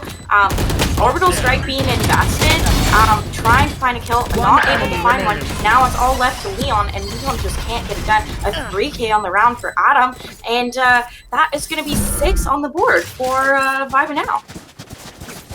Yeah, and I love this type of matchup too, because it's a trade-off. It's a back and forth, back and forth. You win 2, we win 1, and break that off. You take 1, I take 1, back and forth. But in that round specifically, I love that Adapt played the angle very well. Saw Dector was about to push through, saw Leon was about to push through. As long as you secure 1 pick and just put pressure on that second man, it makes it really difficult for them to focus because they're trying to react to their partner, to their duo falling. And sometimes they can't get that transfer in time. They can't get that trade-off. So way to play for Adept and way to take that round back. But Leon is looking for revenge and will take away Cypher in order to start this round. Looks like they're all going to push out A while it feels like Disorder is on his own putting down Hookah. Yeah. Gonna be just 1 left on site in the name of Disorder, and now all 5 players here on the site. It's something we don't see too often. YDC picking out another. That's gonna be another gun in their hands, and here comes the showstopper from Dector, picking out 2, and now it's all left to Astolfo in tube, and just way too much work to do. What an impressive eco round, and retake from Crimson. I love to see a thrifty tag coming out. It's always so satisfying. Those ultimate invested, that showstopper being so impactful, and that first pick, the 3-man push out through A short was so essential to them winning that round. There. Yeah, I also have to give credit to Disorder. Disorder plays the Sentinel very well, stalls out everyone from Vibin out, makes them think there's more people on site than there is, but that gives so much time. Astolfo, like you said, too much work to do. Had to basically multitask, had to be on the fryer while also running food out to the tables, and unfortunately tripped up and splattered the next business owner of the restaurant with a whole bunch of Diet Coke. But hopefully Vibin out can shake that one off. Listen, if anyone's worked in the service industry, we've all had those experiences. I want to pour coffee all over a customer. Oh no, I'm so sorry. By accident. Anyways, now we're seeing some presence towards A site, some presence down A short, which we haven't seen as much of. These nades coming out from these raises, trying to take some damage down. Leon, though, taking a lot of that chip damage on the backside. But look at this, once again, why do you see finding 2, and got another. Oh, and then Disorder finding another. One enemy Wow, remaining. these flanks are so impressive, and that is going to clean up Adam, and that's going to be 6 on the board for Crimson, tying us up at this half. And I feel like Crimson does so well on attack, and being 6 and 6 on bind especially Switching really sides. shows that talent. And Vibin out, I love that for the last round they tried something very, very different, but they make the same mistake on one side that they do the other. They just don't watch for the flank. They really think that if they just push hard enough, they'll be able to take over quickly. But as soon as they start pushing, I can hear that comm for YDC of, hey, they pushed A short. Great, I'm through mid. I'm coming out into the stalls. I'm going to watch short. And there he is. There is a Astolfo just sitting there waiting. And that has to hurt, but it looks like we're going to take a quick tech timeout for the moment, just looking at the chat. But let's talk about that first half for a little bit, Nat. I feel like Vibin out showed so much potential, and it gets squandered every single time for little mistakes. Yeah, I'm kind of glad we have this little time out to talk about this first half, because it was some really good Valor and some really interesting things to talk about. I think, like I said, this is a map all about extremities, and because there's 4 distinct hallways, there's no real mid on this map. There's a lot to look out for on the flank, and those Cypher trips can only do so much. And I think what happened, Vibing out still got 6 rounds. They still had a good half. They had a lot of explosive power coming in with this double duelist. And we can see that on the kill count, both of these duelists sitting up near the top of the leaderboard. But like you said, yes, these flanks coming in are really important. So I'm really curious to see what we're going to see in the second half. Is Vibing out going to be able to do a similar idea to what Crimson was doing and playing on these flanks and playing the map in very different places, changing up what you're doing every single time on the defense? I think that's what really came down to with Crimson. They changed their playstyle almost every round. On the side of Crimson, are they going to be able to have enough explosive power to get into sight with only one duelist? Are they going to be able to hang on to these sites with only one duelist? So I don't know. What do you think? Honestly, I think the way Dector plays, especially being a Raze, I feel like they do have that explosive firepower, especially because of the flashes coming in from Sky. I think, if anything, the big player, I want to see how they adapt to being on the offensive side. I want to see how Disorder will adjust and adapt, because there were opportunities for Quibe to make plays on attack as a Cypher, and I kind of wish they used their trips a little bit more often to prevent the flank. I wish they were a bit more aware of flanks happening. I wish they could get more information, but it's really hard to set that up as an attacker unless you know exactly what to look for. And you called it. It's the switch up in strategies every single round. They change their play style. It makes it really hard to adapt. Some of them worked out, some of them didn't. But in the end, they're coming out perfectly split. And if it's going to run anything like the last match we saw, I imagine Crimson's going to go ahead and take the first 2 rounds under their belt. And then that might be the start of a scoring run for them. Mm-hmm. Yeah, we saw Crimson doing a really good job of working mid, of working these flanks on ascent. So I expect them to do the same on the attack side of working these lurks too.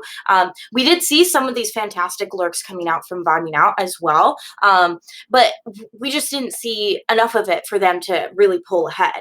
Now, the other thing to talk about is, what is Vibing's out sight hold going to look like? They only have 1 smoke, and they of course do still have that Cypher to lock down a site, but I think that they are going to need to get aggressive with these 2 duelists in order to try and get ahead of Crimson. I can really see that. I think Adam especially is either going to be playing out on B long, or is going to be playing out of showers. And I think Adept is going to try and lock down short in any way, shape, or form. I think the person who's going to have the best positioning overall is probably going to be Mech, either on short or through hookah, just because that flash is so important. It can get you information really quickly before the other team can react, and then you can immediately adjust either throwing them into a frenzy and going, oh, we need to rotate, or we need to sit back and see if anyone follows up that flash, which if Adapt is there, Adapt will probably come swinging immediately to get to that first pick. But I don't see Vibin out having a really strong defensive presence, honestly. I think it's going to be a lot of retake plays overall. Yeah, and we did see a lot of retakes coming out from Crimson as well. It feels like both of these teams lean towards playing retake instead of holding on to the site. We saw the same thing in Ascent. And so I would not be surprised at all to, like you said, see these retakes coming through. Now, I feel like one thing that Vibing Out had a hard time with in the first half was being aware of their entire map. It felt a little bit like they were tunnel visioning onto where they were hitting. They were like, we're hitting long and we're taking long. And then they would lose track of hookah, they would lose track of a short, or vice versa. They would be hitting a short and then they would forget about long or forget about showers. And so I think Crimson needs to be a little bit more aware on that attack side of these flanks coming through. But Vibing Out also on the defensive side. They need to not allow themselves to tunnel vision on one place that Crimson is hitting and focus and anchor a little bit more sometimes. I expect to see a little bit of fakes. These TPs on bind make it really fun and really easy to rotate through.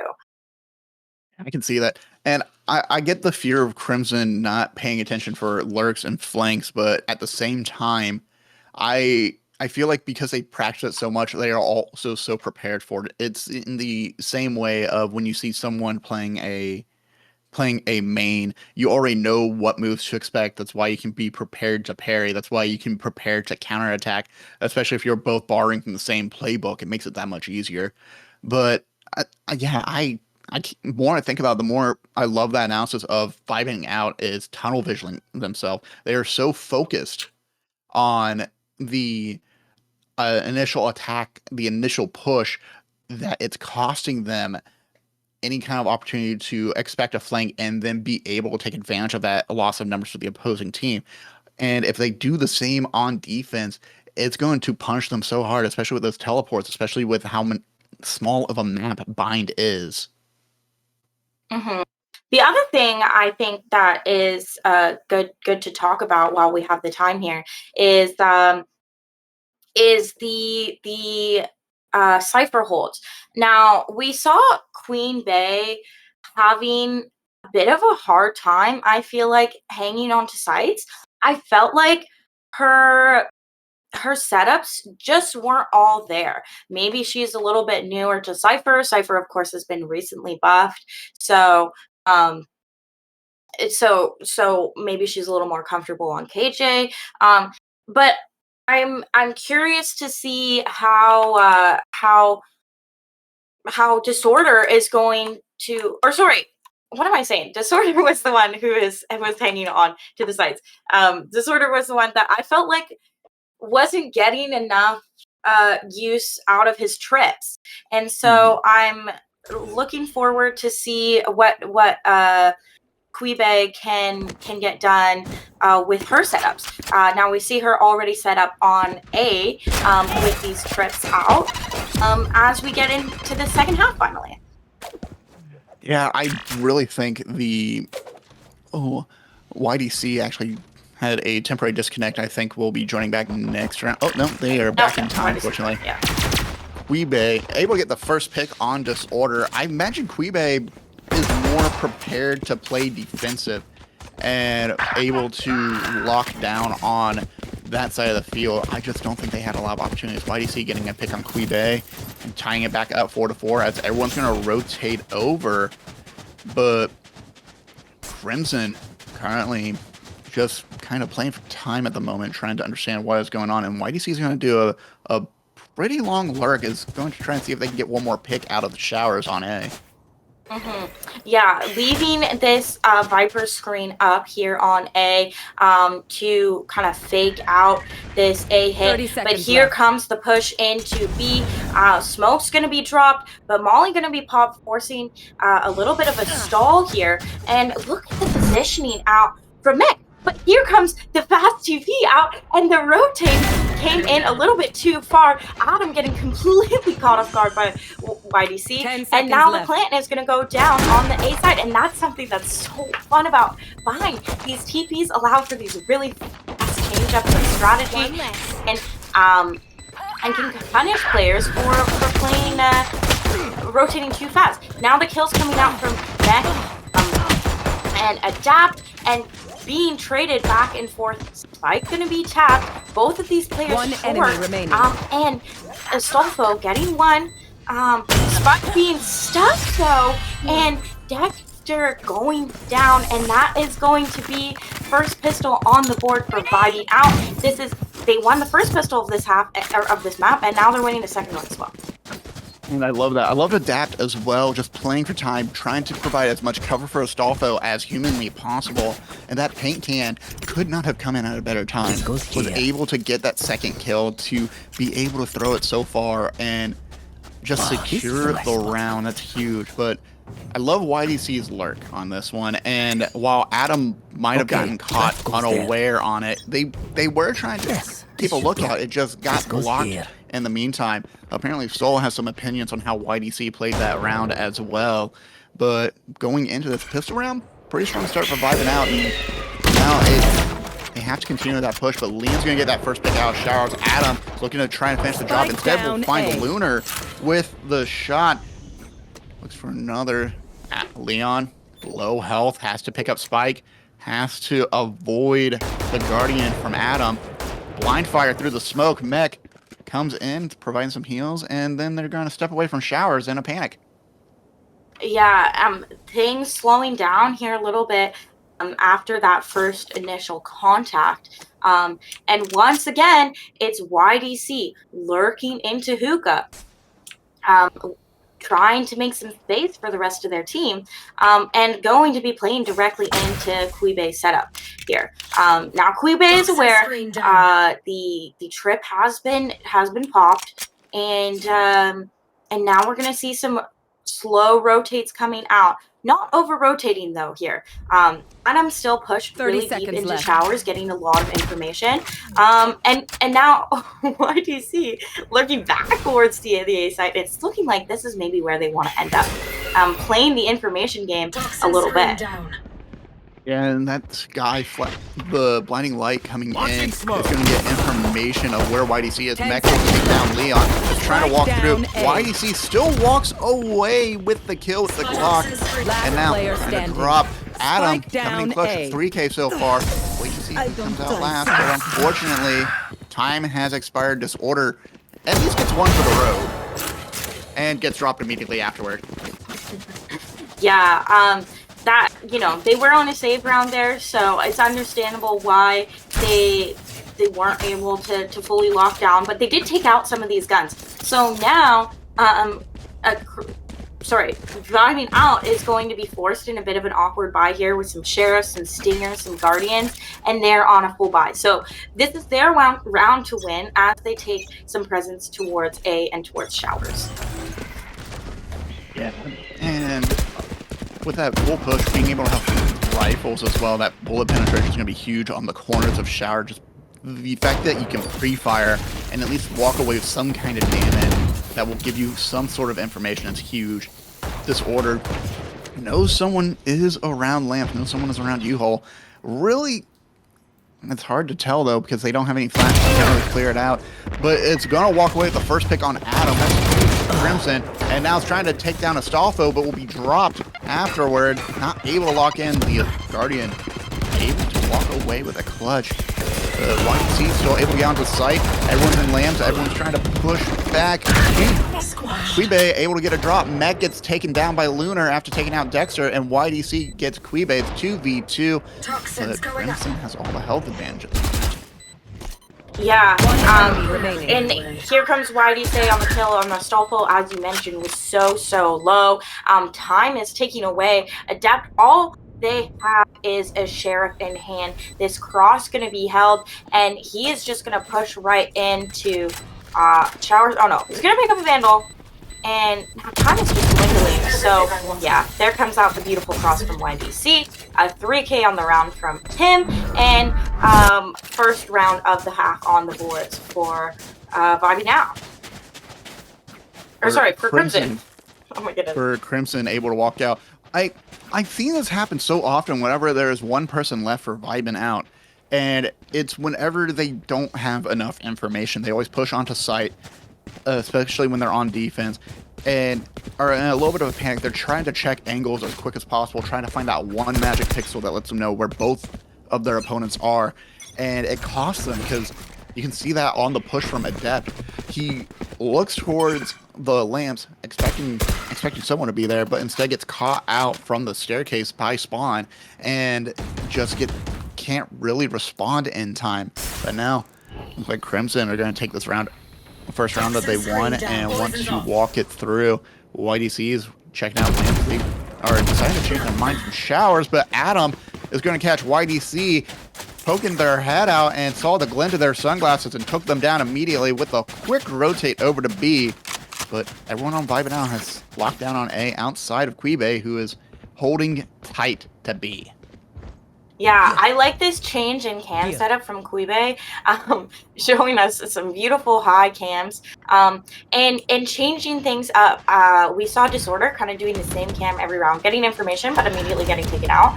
And now Quibe is choosing a different one, but Quibe is going to go down, getting peeked by 2 people. Stolfo, though, spamming through the smoke. Getting 2, getting 3, getting 4. A beautiful round for Stolfo, and cleaning things up, bringing up VO to 9 rounds. And let's look at this replay from Quibe. It's such a fantastic angle too, because you get so much information. You can see the confusion from Lunar on the dog, just trying to figure out what's going on, but Disorder's still able to walk out with that pick. But that's enough information for Astolfo to get the first initial drive from Dexter, and Disorder takes down Lunar, who gets caught out just a bit too long on the flash and wraps up the round for them. Astolfo, fantastic performance so far, 18 and 10, and I think they're on their way to an ult as well. Yeah, here, look at this heavy presence that VO is showing into showers, but Crimson is actually going to be playing slow and quiet into short.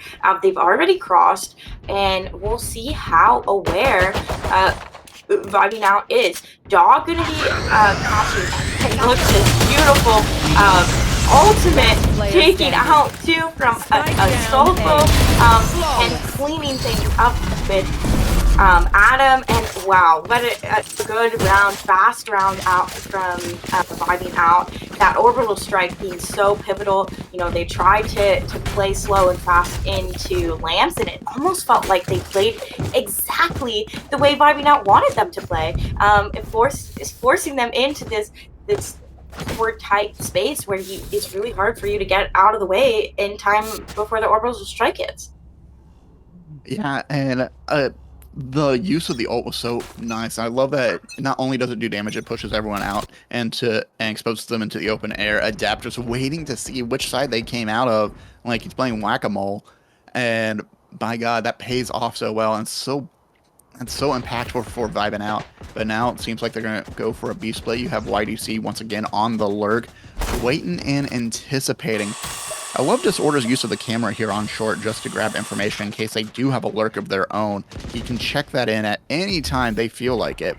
But pushing onto B, Leon is waiting for the go-ahead smoke. You have Disorder hiding inside Hookah. Checks the camera real quick just to make sure no one's trying to flank from short A. Dexter, paintbrush in hand, waiting for the signal, waiting for that timer, and now they're off to the races. Blast pack on the ground. Dexter will be dropped by Mech. Astolfo will drop Disorder, but Astolfo and Mech will find vengeance being taken from them. Yeah, now down to a 2v2, but Lunar is so low on the house. But here, comes this hit out from planted. YDC, One as well as the enemy Showstopper. Last player Showstopper standing. not finding any value, all down to YDC and Adam, who is the better crosshair placement. Of course, YDC has this ultimate invested, and that is so challenging to push into. Stealing You sight. take damage so quickly as you go into this pit.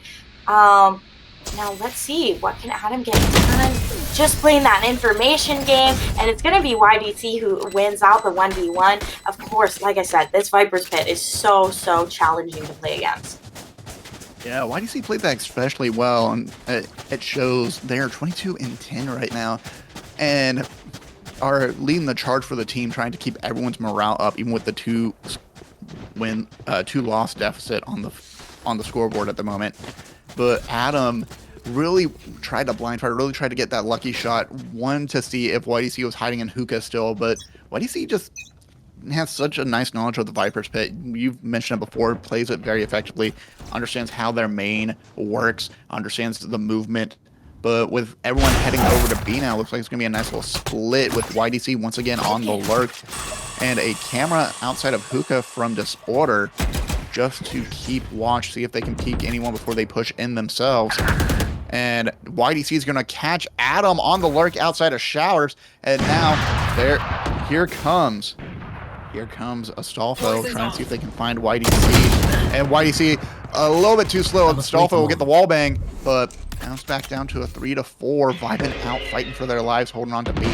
Launching smoke. Yeah, here comes the fight exact, and Zach taking, cleaning things up, and now it's all left to Dector and Astolfo. Astolfo's pretty far away here.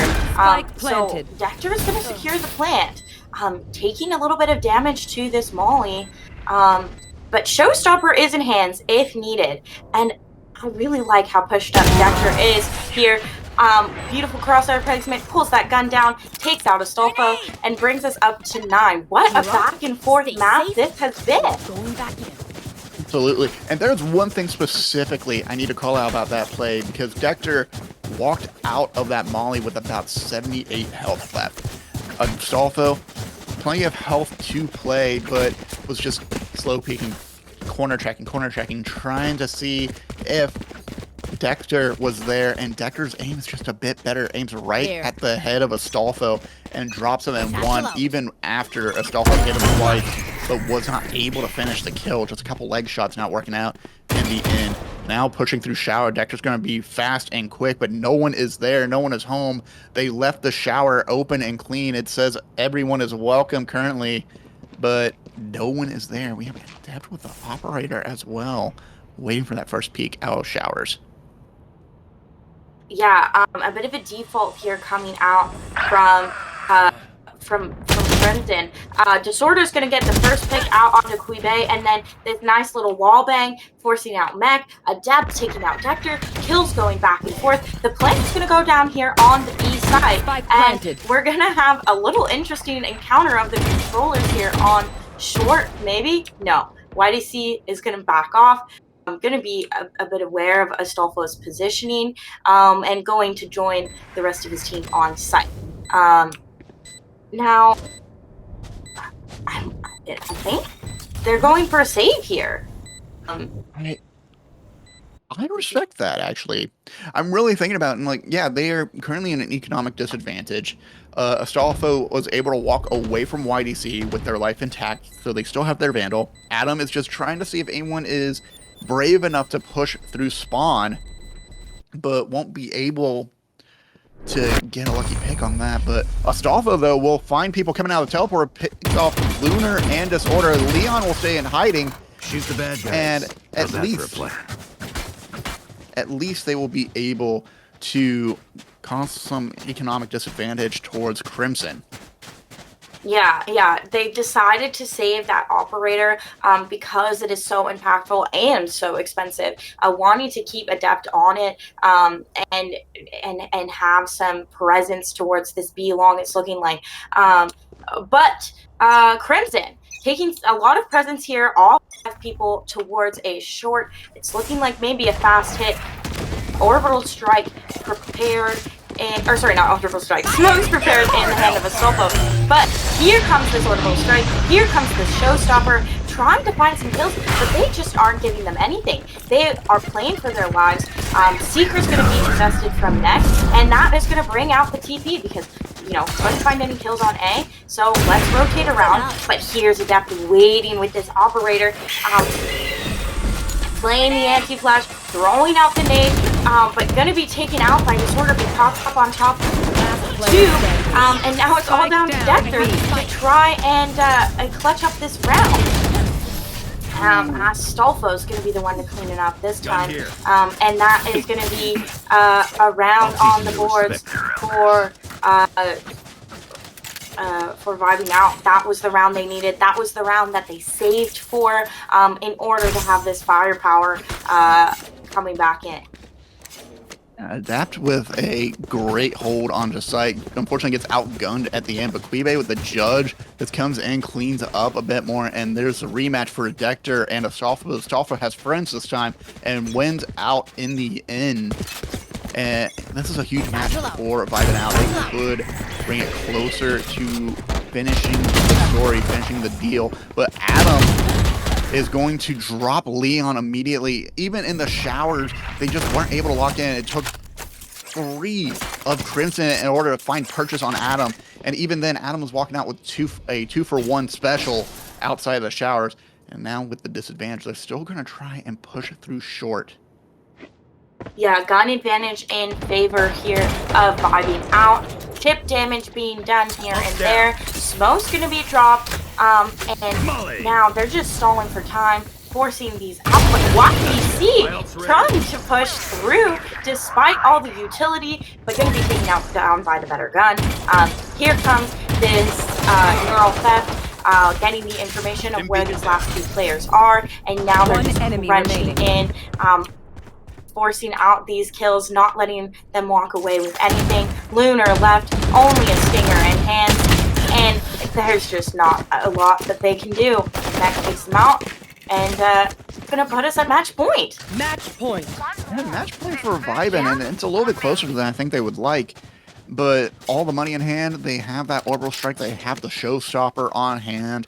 But going over to Crimson, they have Seekers ready, they have the neural theft as well, and they're gonna all have rifles. I think Disorder's the only one walking out with a bulldog, but I don't think he'll complain about that. He'll just pick up a vandal if he's lucky. But I like Vibin out's whole strategy so far of just being able to poke them, force and isolate Crimson to a certain sector of the map, and force them to have to make the decision: do we push or do we try to back out? And either way is a bad decision. Yeah, operator in hands here. Adept, and here comes that showstopper, not able to find any value, but does get a little bit of damage done onto Dector. Dector's going to be healed up here by Lunar, so unfortunately not a lot of value found out of that showstopper. That's the hard thing about that ultimate. And Vibin out is locking this down. They want to take us to map 3. They want to win out this map, and Crimson just kind of playing the waiting game, waiting for maybe some of these utility to come back up. Here comes the smoke, and it's looking like they're still going to try to hit towards B despite the operator, despite the cipher being set up there. Of course, they don't know that yet. Here they are pushing in, taking out Quibe. I've got your trail. That's an important pick, taking down this setup. Seeker's invested, and now Adept is going to have to back off. For Crimson, they can take the map, and Leon taking out Mech on showers. They've actually rotated. They've taken the teleport all the way over to A. While everyone's in the rotate, trying to get ready for a retake on B, they got their pockets picked, and now 5 people on A, securing and holding it down tight. YDC with the snake bite on door takes down Adam. Astolfo taken down by Disorder, and Adapt, operator in hand, is in a 1v3, but here's the hard part. Throws it away. Is going to try and pick up a vandal, but there's so many angles, so many opportunities for Crimson to get a pick. Maybe it's going to come in, gets the 1v1 against Leon, walks away, paint cans out to outside of Lance, outside the teleporter, but I don't think they have time. They don't have time. time to get that defuse. Instead, they're checking every angle, watching for showers. There's disorder dropped, but not enough time to defuse the spike. Lunar has to play the waiting game, gets dropped immediately. A 4K for Adept, but a round loss. That's got to be a little bit frustrating for Vibing Out. Yeah, an attempt was absolutely made to do this retake, but they just were down numbers. And Crimson doing exactly what I asked of them, playing these rotates, playing this teleporter, forcing out these rotates, and then punishing it, using that TP to their advantage. That's what I love to see. And they want to close this out. Now, they don't want to go to sunset. They want to win this out. They want to take us to overtime. Yeah, I love that Daft was also on 2 bullets when fighting that 1v1 against Lunar. And just all is all they need. Doesn't get the spike, but at least gets the confidence to carry through the next round. Now it's waiting outside of B long for this dog. He's going to eat the dog and wait for the paint can to buy some time. But that Molly's going to come in, and now they're forced to go through the teleporter into the showers where YDC, Guardian in hand, is waiting to see what Adept does. Gets dropped immediately. That's going to punish Vibin Out on this round. Yeah, that was a really important kill, taking that operator out of play, and getting some kills. And now Disorder pushed up all the way in. Oh, but he is not expecting Mech to be pushed up that far into Lambs, and he's going to be caught with his knife out, hands down. Leon here trying to take out Mech, but Mech is holding on to this site so strongly. YDC is finally going to take it out with Molly. And here comes this showstopper out from Dector, and these players, Kuibe just trying to hide, not wanting to give Dector the kill, not wanting to give Dector the satisfaction. And now here she goes. Steph's gonna be made, information found, Lunar gonna be found, but Kuibe is gonna take her out, and Dector is gonna take her out, and that is going to bring us to overtime. How fun.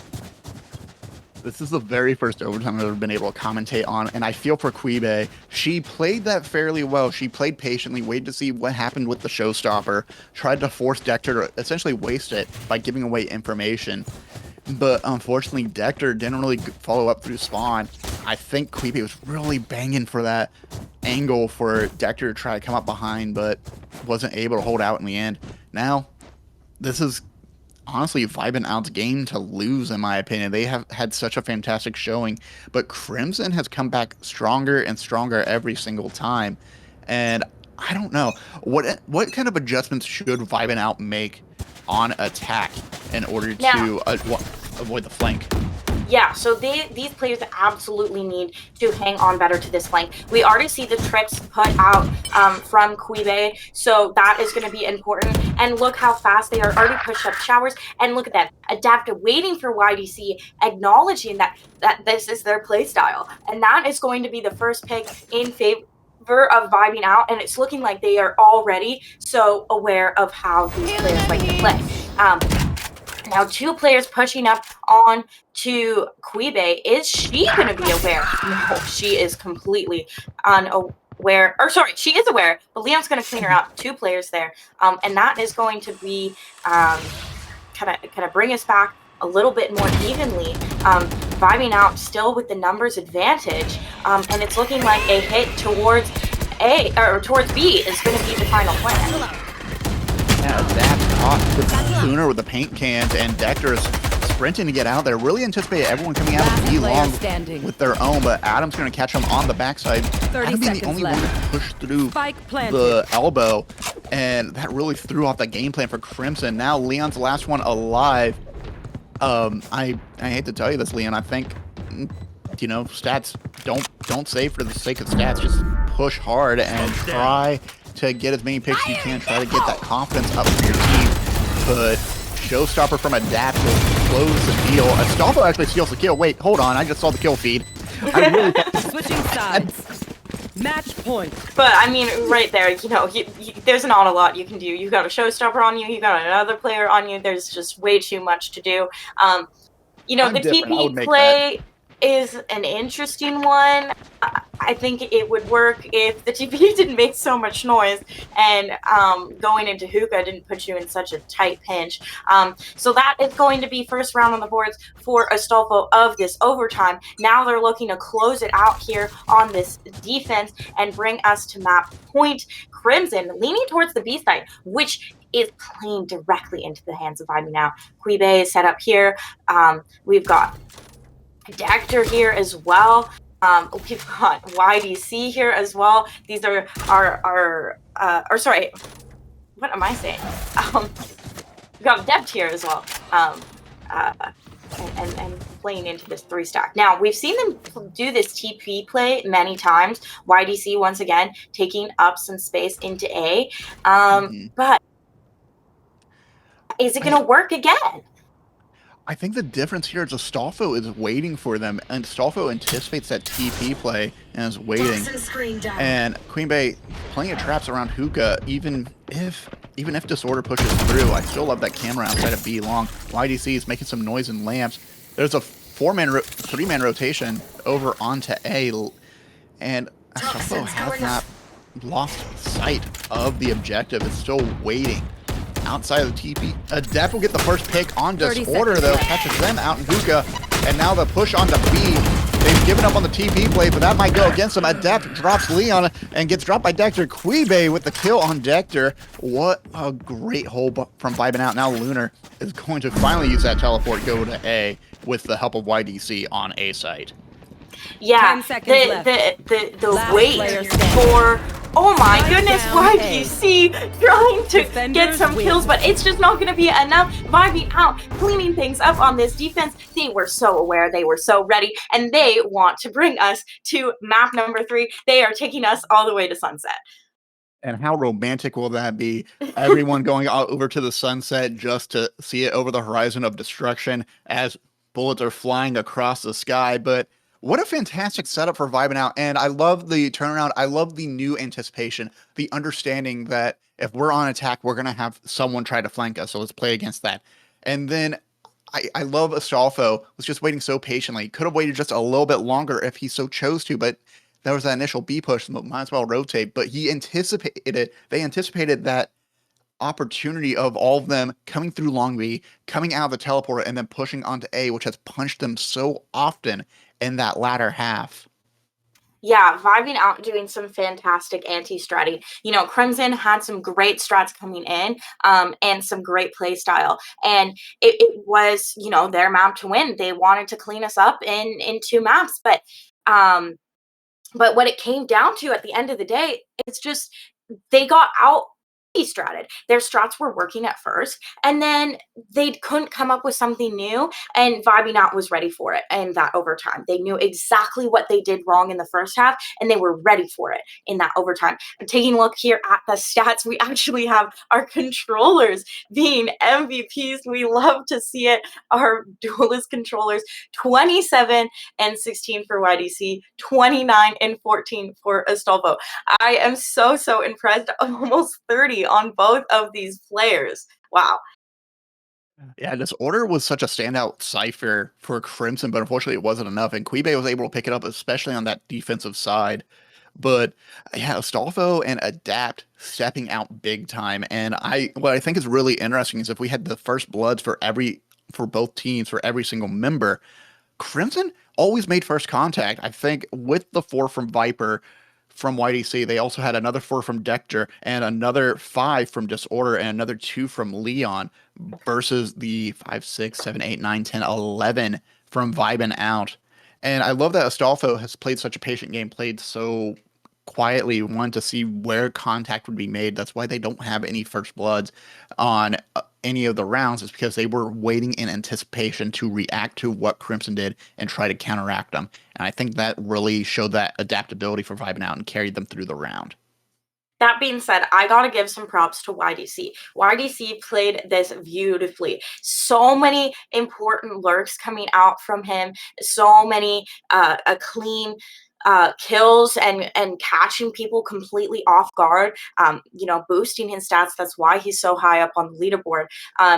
But his Viper's pits were great. He got several Molly kills.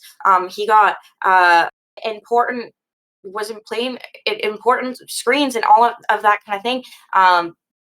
You know, it is really hard to top frag as a controller. You have so much work to do already. So I'm very impressed with how YDC played. And, you know, those lurks were the reason Crimson won so many rounds and made this map so close. Now we're going to take a little break before we head into Sunset for our little romantic dinner date to end things off. And I'm really looking forward to see what these players are going to show us on Sunset. Sunset's a new map. And I'm excited to see what they're cooking. Can't wait to see what they're cooking, but thank you so very much. I'm so excited to see this map. This is, again, the first time I've actually seen us go to a round 3 since I've been working with Titan, so I hope they give us quite the show when we go into Sunset. We'll be back in a break. We built these walls so we could find who could prove themselves to the waves of time. We're trying to repent before you sin. It's like giving up before you begin. Stars were dancing in their light, past that we could never run. Oh, they were dancing way up high. Stars were dancing in their light, future we will never run. Dirt on our feet was bone dry, it was bone dry.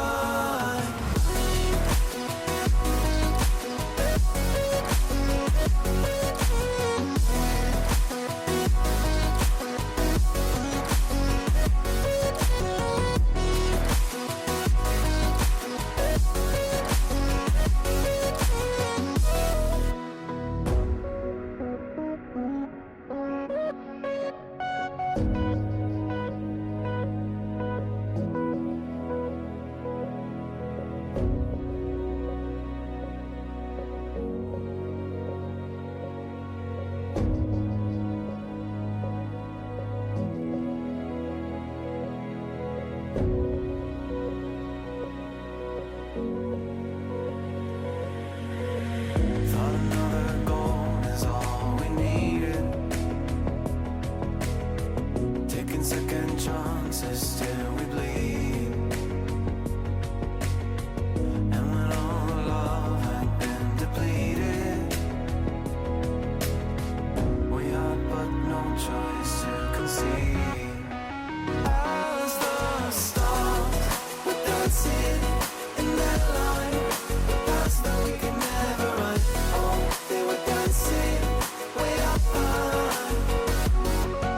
Stars were dancing in that light, future we will never run.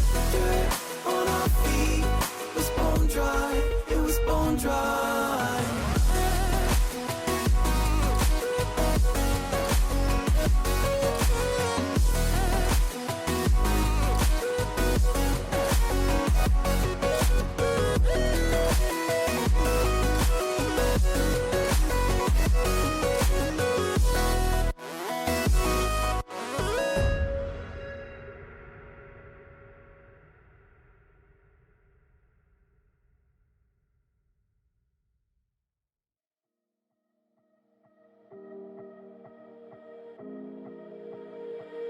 But I never really knew that it was over till the quiet and the echoes became colder. And I never really knew that it was over till the quiet and the echoes became colder.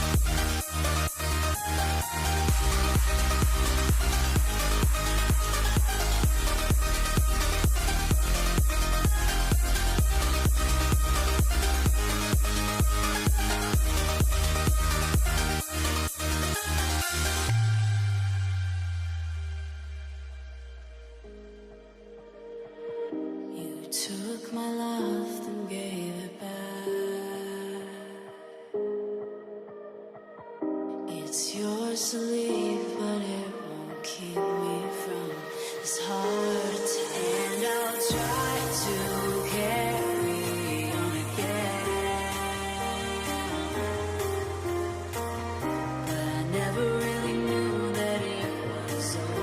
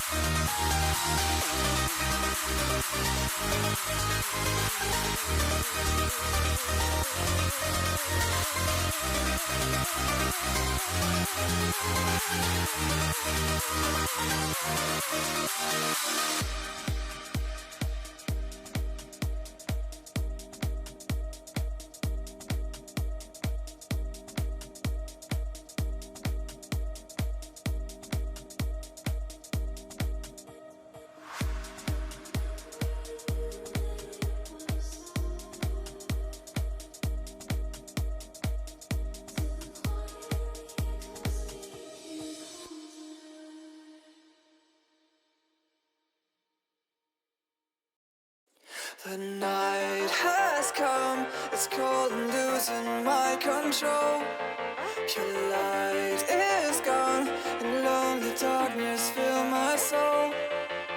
I wish that you could save me from my isolation. It's way too complicated. Let's stop this conversation. Let's stop this conversation.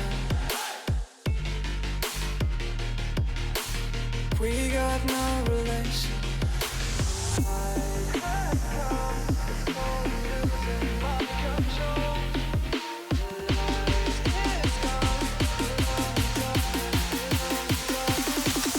The light is gone, the night has come, it's crazy now. The night is gone, and lonely dark. I wish that you could save me from my isolation. My way too complicated. Let's stop this conversation.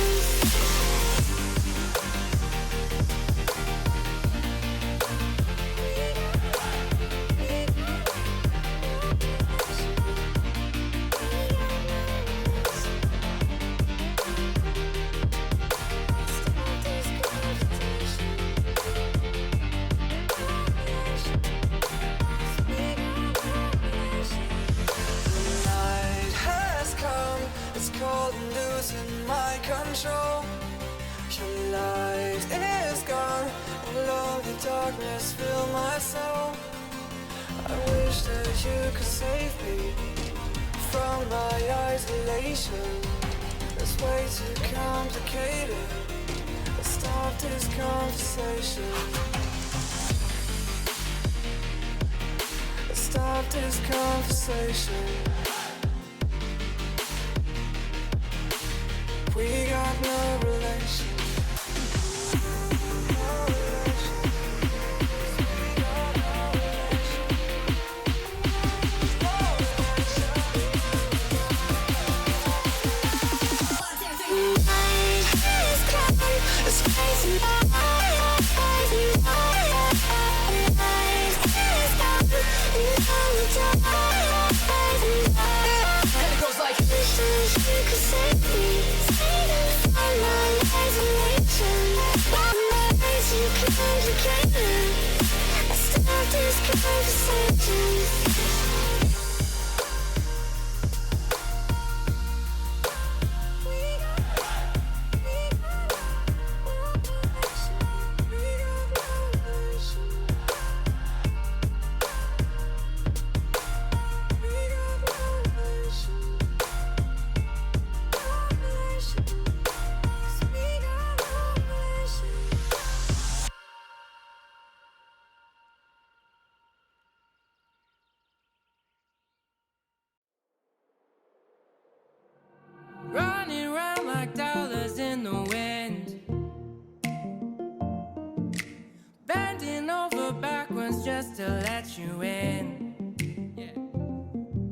I told you that one day ain't never enough. You tell me I hate you, I still call you up. If we don't got trust, we can never have love. I was putting in the hours, I was. But you were calling me a liar, liar, liar, liar, liar. Yeah, I've been putting in the hours, I was. And it's coming down to now and now and now and now and never. I was putting in the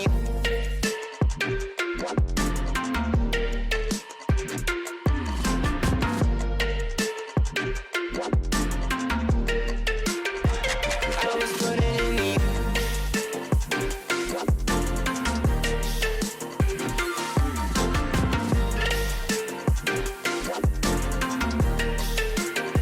I was putting in the hours.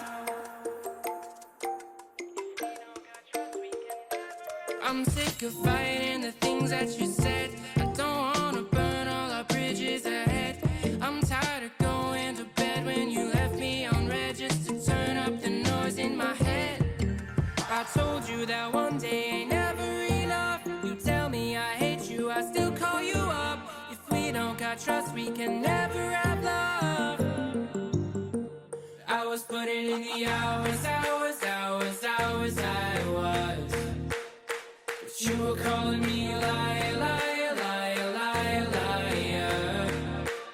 Yeah, I've been putting in the hours, I was. And it's coming down to now and now and now and now and never. I was putting in the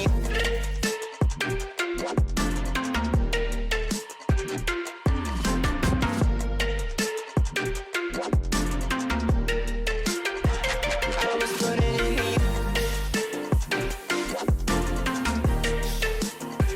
I was putting in the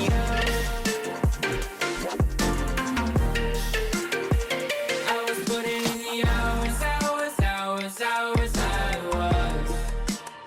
But you were calling me a liar, liar, liar, liar, liar. Yeah, I've been putting in the hours, I was.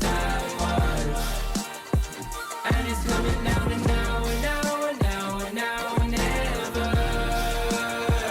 I was putting in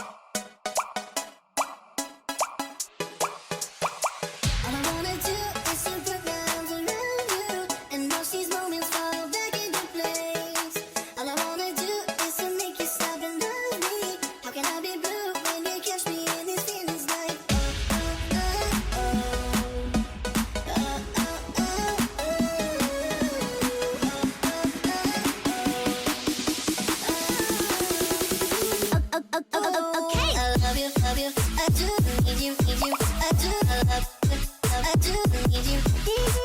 I love you, love you. I do need you. Ooh, I love you, I do need you. Ooh, I love you, love you. I do need you, need you. I do, I love you, I do need you.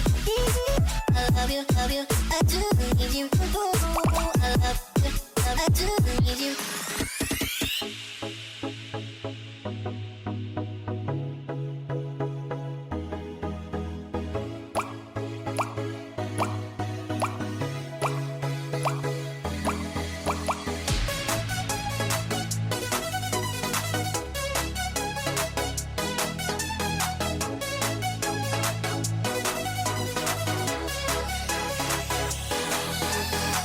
All I wanna do is to put my arms around you and watch these moments fall back into place.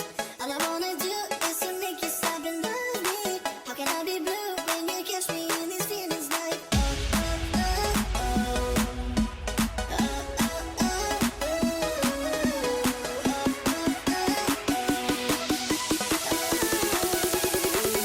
oh oh okay. I love you, love you. I do, I need you, need you. I do, I love you, love. I do, I need you. I love you, love you. I do, I need you. Ooh, I love you, love. I do, need you. Ooh, I love you, love you. I do, need you, need you. I do, I love you, love. I do, need you. I love you, love you. I do, need you. Ooh, I love you, love. I do, need you.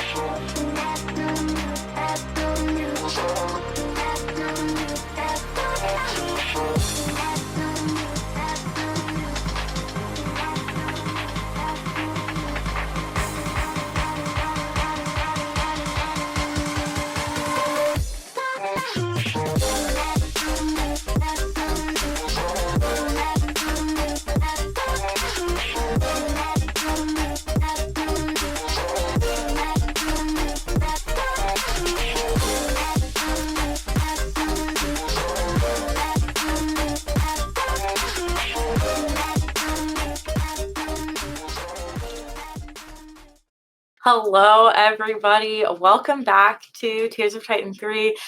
We are very sorry about the short delay. There was some background stuff going on, but we are back. We are ready for nap number 3, Sunset. Are you ready? I am extremely ready. I did not anticipate that we would be all the way into Sunset, but Crimson has picked a map that they very much prefer. This is one of their favorites. Put it right up next to Split as well. Ascent, I mean, Sunset's going to be one of their top maps, but statistically speaking, every time I've said this is their 100% win rate map, this is their chosen map, the team has dropped the ball and the other side runs away with it. In fact, Vibin Out will be starting off on defense on this one. Mm-hmm. Yeah, it was really interesting. Crimson was the one who won Vibin Out's map pick, and Vibin Out is the one who won Crimson's pick. So I'm very curious to see what's going to come to fruition here on Sunset. These teams are very evenly matched. There's a lot of back and forth.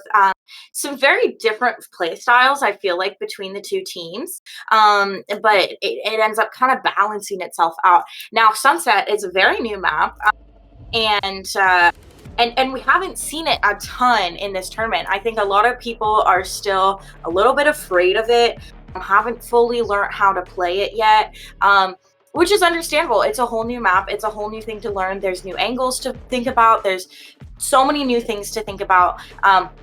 Coming into this agent select, though, we are starting to see a bit of an agent meta come out on this map. Of course, Cypher is the sentinel of choice here. Omen tends to be the controller of choice. But as far as which initiators are going to be played, it's a little bit more up in the air. Honestly, yeah, but I feel like Lunar has the right option here. Fade has such a great way to getting information with the haunt, just throwing it up high, and you can get information from mid, you can get information out of the window on the A side of the map, and Fade themselves is a very viable option, just being able to send out their ult and be able to restrict vision. And Tap 7 as well is going to be taking Fade, and Astolfo is going to pick one of my other favorite. I have a few favorites here, and all of them are people with very similar beards than I have. Reach coming on the field as well. But a little bit of a mirror match. Yeah, we're looking like a mirror match here, and I love this Fade Breach meta that's coming out for this map. We haven't seen a lot of Breach lately with the removal of Fracture from the comp pool. And the Fade Breach combo, especially the Fade Raze combo, has so much potential. We've been seeing some people play Fade on Lotus as well because of that Fade Raze potential. But I think her combined with Breach has so much impact, and it's very frustrating to play against. You're constantly getting flashed, you're getting spotted out, especially if you have great lineups for Fade with these eyes, and there's just a lot of initiating power on this. Now, once again, like Ascent, this is a map about mid control. How well can you hold on to mid, and how well can you use mid to your advantage?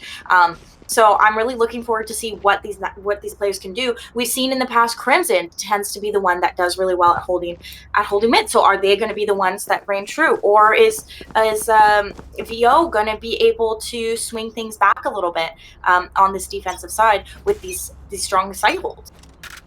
And I should point out, Mac has stepped away. We now have a new player on the field. It's Ondo Ray playing Omen.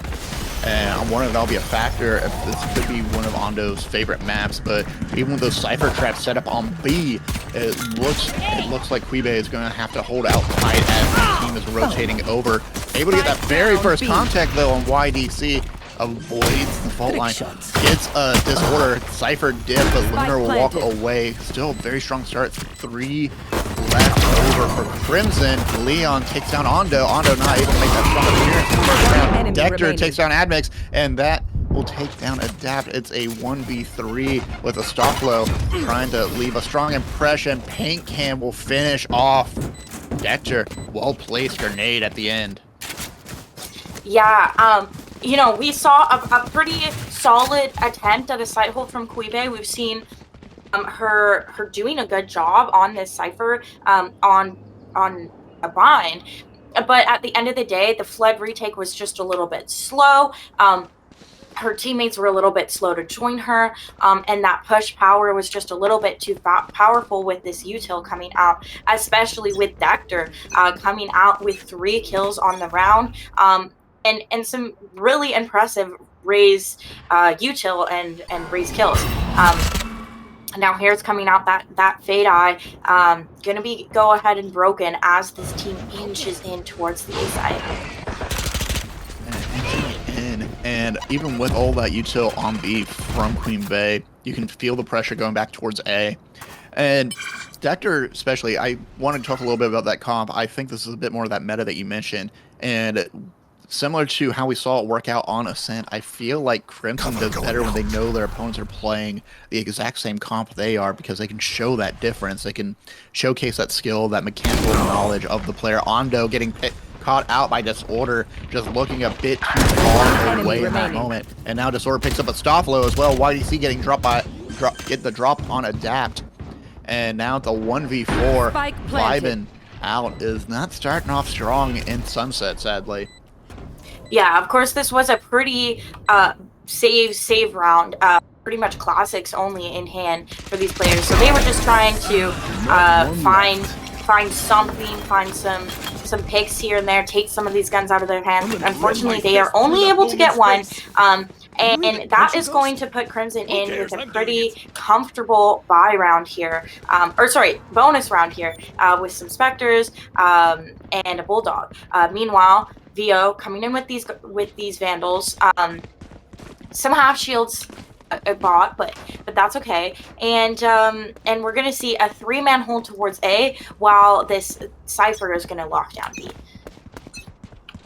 Yeah, what I'm doing a little bit extra research here, and it feels like Sunset is definitely not going to be vibing out's map. They've only played defense reportedly. With this push on B, Queen Bay is going to be isolated and alone with Ondo just sitting at off mid right behind the door. Really wants to, hoping that they take mid control. So far, Crimson has yet to really push the limit, push that barrier on mid, have just been going for straight pushes either through A and then converting to short, or going all the way out on the perimeters of B just to get onto site.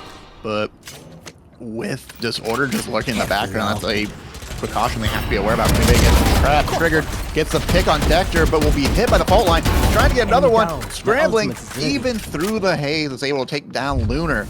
Great work from Queen Bey in order to take down two very threatening players off the Crimson side. Hopefully with the Vandals, it's out, Nat. Yeah, and here comes these players taking some space towards mid, like you were talking about, using his cam to get the information on the rotates, as the rest of his team heads towards the A site, avoiding this Cypher 30 hold. seconds left.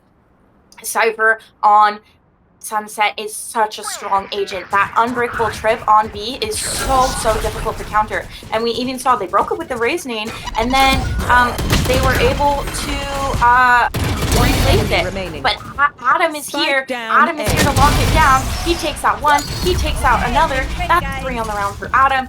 And that is the round secured. A beautiful defense being showed here from VO. That Cypher hold, locking it in on B, like I said, with those beautiful trips, and then Adam there to clean things up on the A side. Yes, this should do. And I love the neural theft already being utilized, just really trying to shift that momentum back to Vibin out. But Adam holding down A so well, just anticipating the flank, anticipating that rotation, game sims on lock, and just goes to cut off Crimson before they have the chance. And now Crimson's a little, they still have some money on their side. They're still able to buy some rifles, but they are a little bit short when it comes to armor. Dector is going to go in for the entry with the fade assist, is able to take down Ondo. Leon takes out Queen Bey after Disorder gets dropped, but taking over on B site. Feels like Crimson are back in command after that one mistake in the bonus round. 3 pairs left here for the side of VO. Pushing in towards Market and towards Boba. Slowly inching in, clearing all of these corners, but look how many different angles are being held. So many great crosses being held as well. And this is going to be really challenging to try and retake this site. Time ticking down here. Look at this great cross being held by YGC. And Dector trying to get some down. Hill's going out actually. And a Solfo trying to clean things up, but time is just of the essence. And Adapt is going to be forced to walk away with his Vandal, and that is going to be another round on the boards for Crimson. Yeah, I want to go back to that moment when Adam entered out of spawn, going out of Boba onto site, and a bit of a miscommunication. The crossfire YDC and Dector just not really able to coordinate in that moment. Adam had that advantage, takes down Dector, raised diff immediately, and then flips around, takes out YDC. What happened to that reaction time? Did you dissociate that moment and really think that you were on Sunset and wanted a vacation, or did something happen? The hard thing with that cross hold that I see is that box there makes it so it's not a perfect cross, right? So you can actually isolate those kills if you are really careful about clearing your corners. Now, if you have a Raise Satchel to get up, an Omen TP, something like that to get up on top of those boxes, that crossfire becomes so much more powerful. But when you're sitting behind those boxes, it is possible to isolate those ones like Adam did. It makes me curious, why didn't they try to switch, but maybe there just wasn't time to set that up and they were just trying to make it work best. Look at Disorder is taking command of mid right now, is waiting to see who peeks out first, knows there's someone off the corner, knows someone is going to get a little bit too antsy, really want that peek, but they're playing a nice patient game outside of A. They have the trips up to watch the flank. Leon with the first entry will take down Adapt and throws out a smoke onto side. It's going to cut off the short side. And now pushing on Leon will avoid Estopoulos' stun, but Adam drops Dector once again and drops Leon as well. What a shot from him. One enemy remaining. Now it's all left to Quibe, this side anchor, to try and get something done, but this beautiful one tap coming out from Disorder. And that is going to be yet another round on the boards for Crimson. Like you said, this is a favorable map for Crimson. They quite enjoy this map, and they are showing us just why. These attacks are really strong, and there is absolutely some attempts being made. Adam doing a great job anchoring site, getting out a few kills, but these rotates just aren't coming in fast enough. And I think maybe Adam needs to start trying to play a little bit more off-site, allow his team to come to him and playing better with his numbers. I'm not sure. Now we've got 4 stacked towards A. They are taking the fight to them, and that is exactly what Andre is going to do, taking out Dexter, but the trades are coming in. The better guns are in favor of Crimson as the kills go down, and these players are trapped in elbow. I love that initial Last push. You saw player them all standing. stack up. YDC getting head on a jab and then takes down Queen Bey. It's going to be Adam once again. Everyone knows Adam is on the elbow at the moment, trying to find a pick, but YDC will close out the deal. Crimson with a very commanding start to this match, and going back to that point, it makes sense. I don't think Vibin out has had a lot of time understanding how the attacker side works. And Crimson, in the meantime, they have such an understand of the map. They understand how to best find where their utility will be best utilized. And even in some of the crossfires and off angles, just trying to bait out Vibing out in order to force them to push in a disadvantageous situation. It's difficult. Absolutely. As we head into this next round, it is so pivotal for Vibing out. They need to win this one. They bought into it. They have a lot of ultimates available. The Nightfall on hand for Adept can be very, very impactful, as well as this showstopper for Adam. Now we're seeing some little peaks coming out of this one way, but nothing going to be fully found. And just some information gathering being done by Crimson. They're slowing things down. They want to see where these players are playing, and they want to try and get a pick before they fully commit to a site. And one thing I find interesting about Kui Bey's Cypher setup is she gave up one of her trips to just cover top of mid, and is just playing off the market with Omen coming out from Boba. Hopefully they'll be able, playing off the entrance, will give them just enough space to take advantage, but Dector's already got the showstopper out, can't find confirmation on target, knows Ondo is there now, and is able to get that pick, but Quibay will take at least a trade off on Leon. And there's still this order lurking in the background on mid. It's trying to fight against Quibay in the moment, but it feels like even with that B secure, I don't think Vibin out's gonna. Adam showstopper as well will drop YDC. Do you think this is where Vibin out starts coming back? There's definitely an attempt being made, but Dector is not going to let them do it without a fight. Kills going back and forth, and another round on the boards for Crimson. What an impressive sight hold. So many ultimates invested into that. Showstoppers from either raise,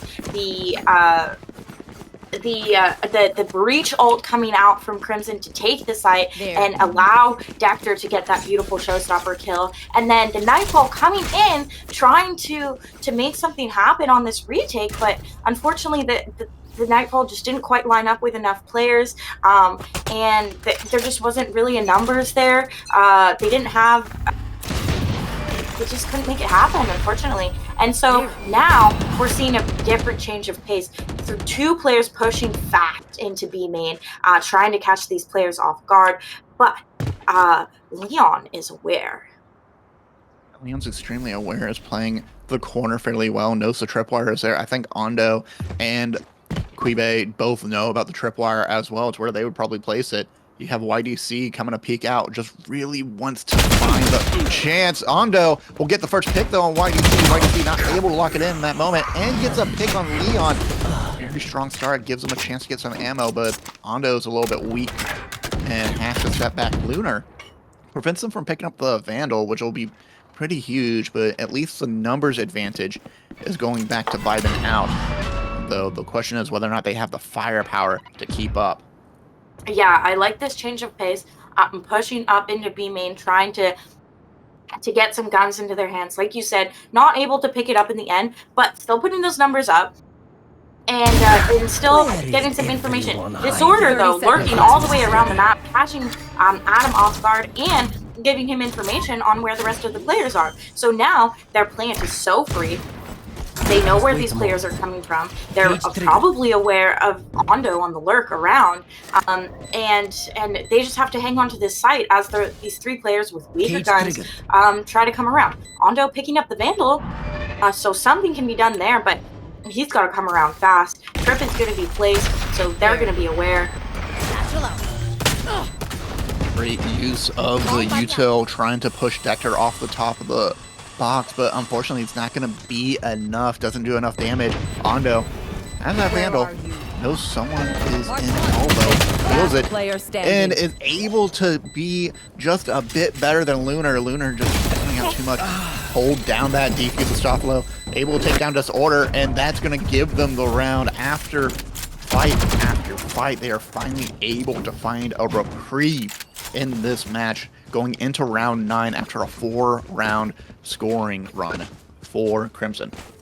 Yeah, that was a really impressive thrifty and save round. I know we didn't get the thrifty voice line, but it was a save round for VO. And the difference was that change of pace. They got a little bit more aggressive on the defensive side.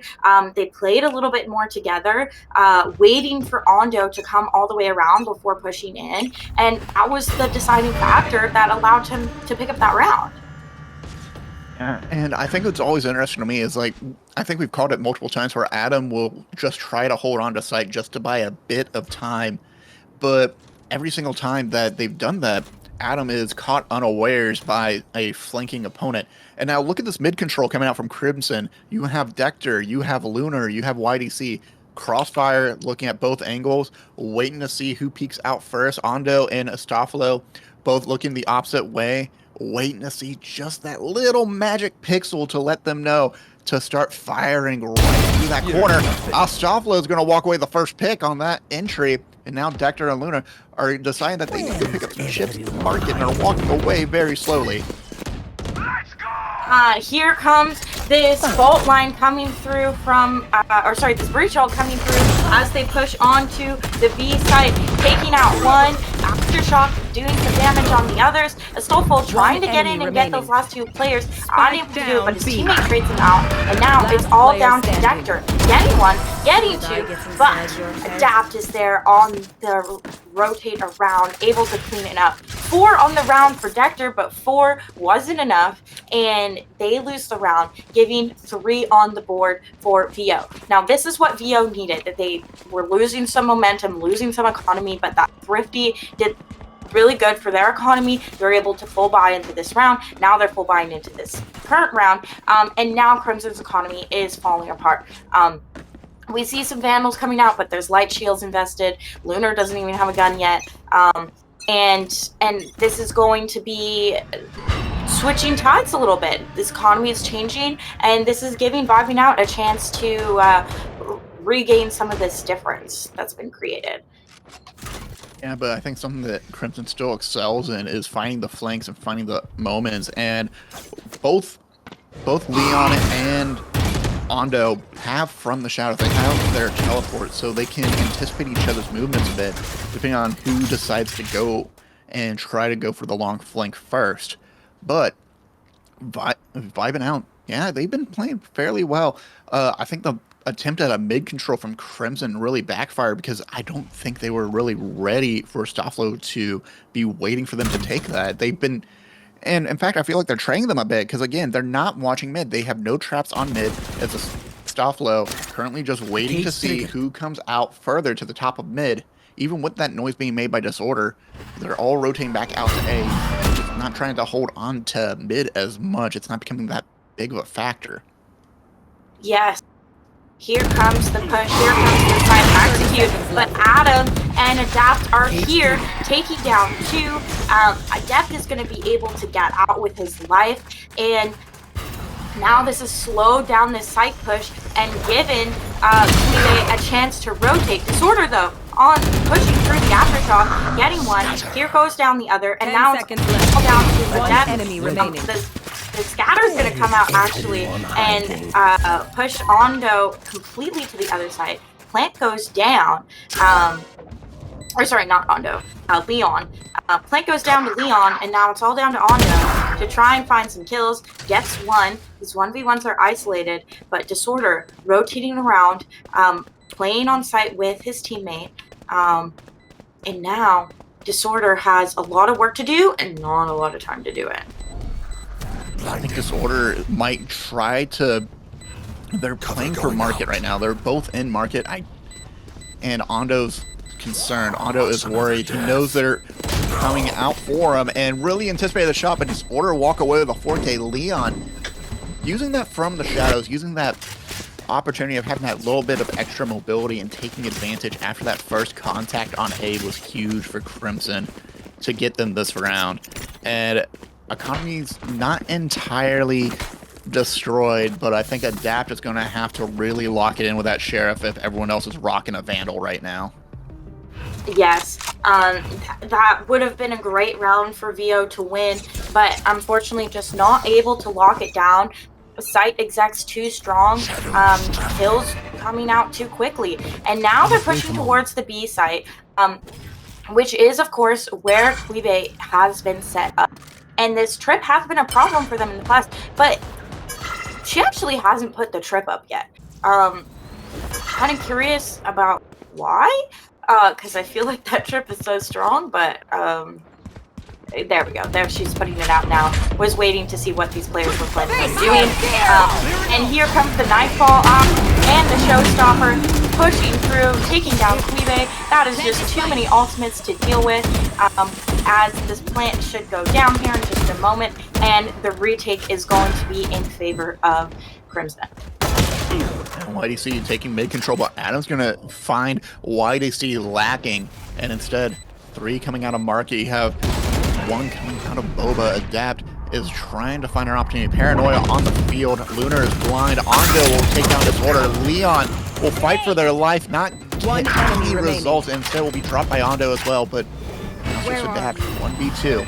Lunar scouting out, looking to see if someone can be marked, but Adapt's in a 1v1 against Dector at the moment, and Lunar waits for the opportunity. Great patience from Lunar not to give away their position and just be a little bit faster than Adept ever could. Yeah. Now we're coming out to the rocks surrounding this before the swap, and Vibin out really needs to win this one. Now, despite what the scoreboard might think, these rounds are a lot closer than they look. Yes, Crimson is winning them out in the end, but they are going down a lot of numbers in order to do so. And so Vibin out absolutely has the opportunity to pick up another round here. They just need to be a little bit more coordinated with these retakes and these site holds. I feel like they're just letting players get caught in 1v5 situations, 1v4 situations, and they need to play a little bit more together. Here comes YDC pushing in towards the B site and testing out their hold here. Queen Bay set up on the other side this round, so it's going to be up to her teammates to try and lock it down for her. And we already have, you can see Ondo is using the from the shadows, going to come in and spawn, try to get that big flank, but everyone's going through the market. Everyone's trying to raid the cash register, but Dector will be stunned. Disorder will get a drop on a stop flow. Well, on the rotation now coming out onto B. Dector is dropping Adam. And now with a reload, 10 HP and a dream, but an entire squad behind him. It's all on Ondo, who's been flagged. That dart's inside, and you have to break it out. Alt line coming out. So much utility thrown at Ondo, but unfortunately won't get the lucky picks, and the round, the half will end in advantage to Crimson. Yeah, and that is just showing why Breach is so frustrating to play against and why so many people hate him, because his utility is so annoying. These aftershocks coming in, these fault lines coming in, it's very, very frustrating, especially when you're fighting an entire team worth of people. Yeah, I think, once again, just these fast site these fast site execs are so difficult for Vibin out to fight against. Now, we're coming in at 9-3. This pistol is vital for Vibin out. They need to win this one if they have any chance at coming back on this map and winning the series. And typically, I would say that pistol and the eco round afterward don't really matter for much, the buy round after. But for Vibin out, they need to play a perfect game. And unfortunately, I think Sunset is more of a defensive-sided map. So they need to pay attention to their rotations. Quibe is going to be lurking mid, hoping someone tries their luck going through market. But I don't think they're going to find a lot of purchase there. Stacked up, 4-stack coming out of B main. Just hiding behind the podium, checking the flyers, hoping to see someone give up their position first. It looks like there's a haunt coming out from Adapt, put towards the back of the site, but it's not going to register on Dector. In fact, Lunar's going to get the first pick on Adam, and Ondo will get a trade with Dector. Leon on Queen Bay will take out the mid flanker, but Vibin out's not starting off strong in pistol. Yeah, down one player here as the rotate comes through towards A. Now, Ondo is still staying on the B site, trying to get a pick off after making noise, catch a player off guard here. But these players seem to be slightly aware. Lunar is waiting for this. He knew. He sat there waiting for Ondo. Now, Ondo is down HP, and he's going to be taken out. Lork was almost perfect, not quite enough. 2v4, and this is looking dire for VO. 2v4, and Adapt and Adolfo just have to stack up and hope for the best, avoiding the flash, but knows that someone's going to try and defuse the spike. Astolfo able to get a pick through the smoke on Leon, but will be taken by Disorder. 2 people on spike. Adapt is trying to bait out the fake, but Lunar is going to wrap up and get the defuse. Not a way they wanted to start. Just Disorder coming out of elbow to get that pick on Adolfo is huge. Astolfo is huge. Yeah, and that last round, you know, attempts were absolutely made by Vibin out. They tried to push into the B site, but the hold was just a little bit too strong. The retake power a little bit too good, and the team a little bit too aware of Ondo's lurk. Now we're seeing them going to be forcing into this round as they need to win this one in order to have any chance at coming back. Dector going to be on the Outlaw in the mid. And look at this beautiful satchel, rolling thunder, Colt line combo. Pushing in and allowing Adam a kill as they go ahead and take this site. Flooding in, damage being taken, but Spike is going to be planted. But the team is already all here for this retake. And there is the Outlaw held by Dector on that boost, and Boba, that at least is going to hit check the rest of Vibin out. In fact, Dector will pick up another pick as well. And Quibe will take down Dector on the reload. The reload time being the major punishment of that gun. Disorder will pick up a 3K, catches Adapt and Quibe unaware as if he knew exactly where they were, and will get this just a little bit closer to going back in favor of Crimson. Wow, what an impressive clutch out from Disorder, despite being seized by the Fade, able to clean up those 2 kills. That was a very impressive gunmanship on the Bulldog, and showing us perhaps why maybe Crimson deserves this win.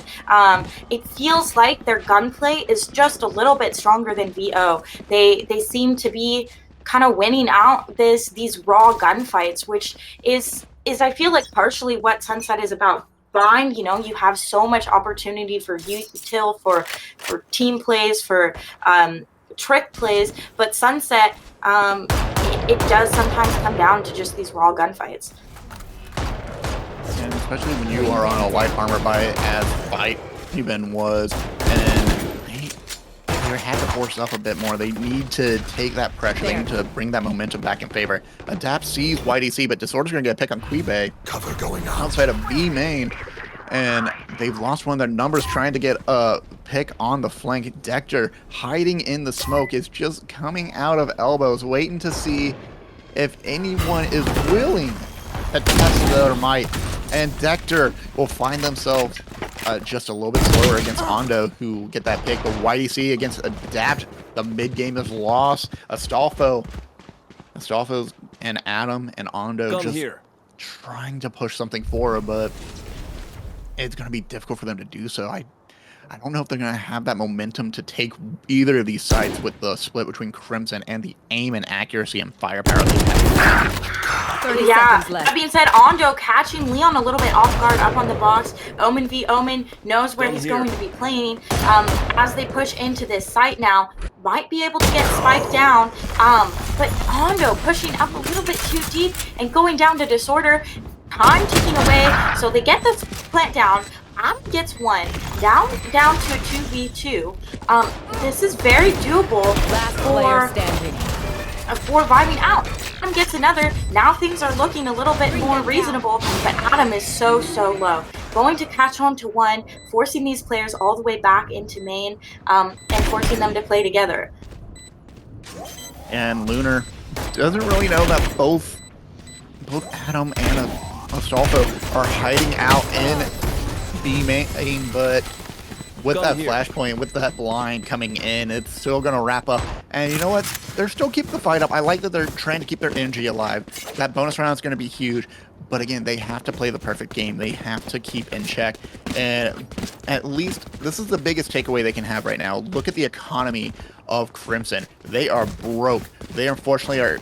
Rent is currently due, and sadly, they are just a few thousand short, especially if they live in the city of Austin. It's bad out here, y'all. I think it's worse up in Seattle. But yeah, they're going to be pushing in here towards mid, and whoa, look at this fast push through mid from the rest of the team. Ondo going down to the shorty, and this fast play on the eco from Crimson is beautifully done. You know, despite the fact that they are on a low buy, they are taking out players one by one. Now it's down to a 3v3. Guns, like I said, still in favor mostly of VO, but Nectar does have a Vandal now. So they do have an opportunity here to make something happen. Quibe is so low as well. And this is going to be a challenging one. But Quibe coming out with the heroics, killing two in market. Now it's all down to Dector to try and clean things up. He does have a Vandal in his hand. The crossfire is being held by two people. And he has to isolate these 1v1s if he can. He knows one is main, but Adept is more aware and swings out, kills him, puts another round on the boards for Vibing out. Another lifeline available for them to try and win out this series. Yeah. Crimson? Still pretty impressive, but honestly, I love that Quibe is stepping out more and becoming more and more vital as the match has gone on. I feel like they have woken up from the first two matches, and Sunset has been their game. I need to see more conversions on these kills, so I need to see a bit more awareness when they're lurking. That, again, Crimson showed us that they know how the lurking game works on Bind, and they need to keep that in mind if they're going to have anyone playing back. The traps behind them, though, I think they're all going to continue to push onto A. Adam, great satchel, just combo, pushing on the site, goes to check elbow, gets trapped in Disorder's tripwire, and Disorder will walk away with the first kill, and that's huge for Crimson, just to take down one of their top guys. Leon shoots through the smoke, takes out Quibe as well.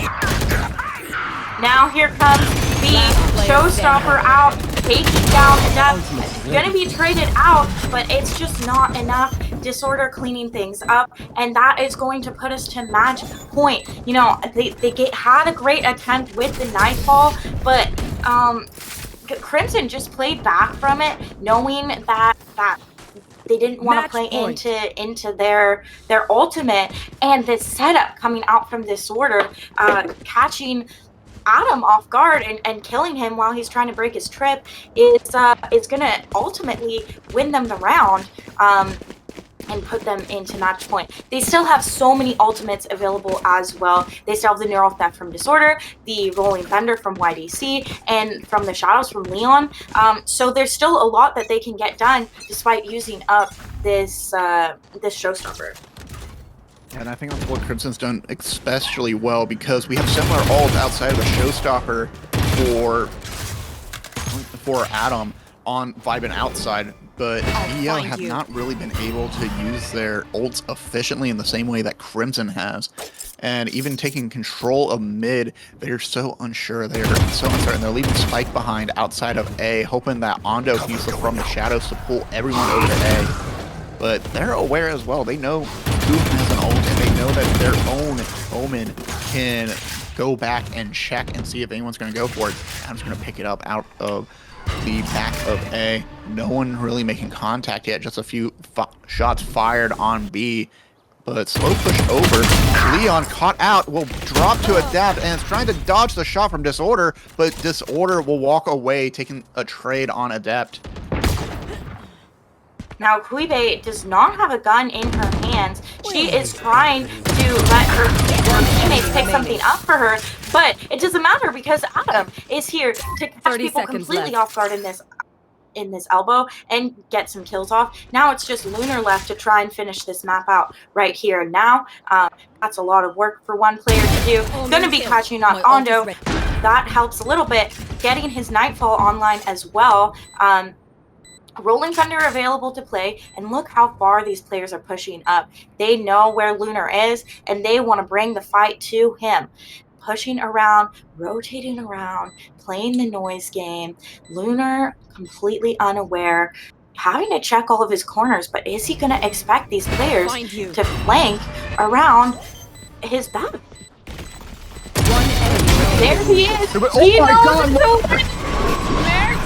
Oh my goodness, and that is gonna finish our map here as well as our Seers. Lunar cleaning things up with a beautiful clutch, so aware of his surroundings, killing out those last two players and giving Crimson the win of this series. What an impressive finish to this series. Wow. Lunar just... I love the immediate shift of, oh, they must be behind me then, because they're just, it felt very Scooby-Doo-esque in that moment. It felt so Scooby-Doo-esque. And they had the stack. They just, I wish they weren't just pushing together the entire time. I get the combo, I get that, but when you were both coming out from the same entrance and all they need to do is just get lucky twice, really. That's just the difference. Lunar able to close out the deal for NMSU, and they had to feel pretty proud of themselves on that one. What a way to finish the series. Yeah, I'm very impressed with the way both of these teams played, but especially Crimson. They just were able to lock down that Sunset so much more. You spoke about how this is a strong map for them, and they showed us exactly why.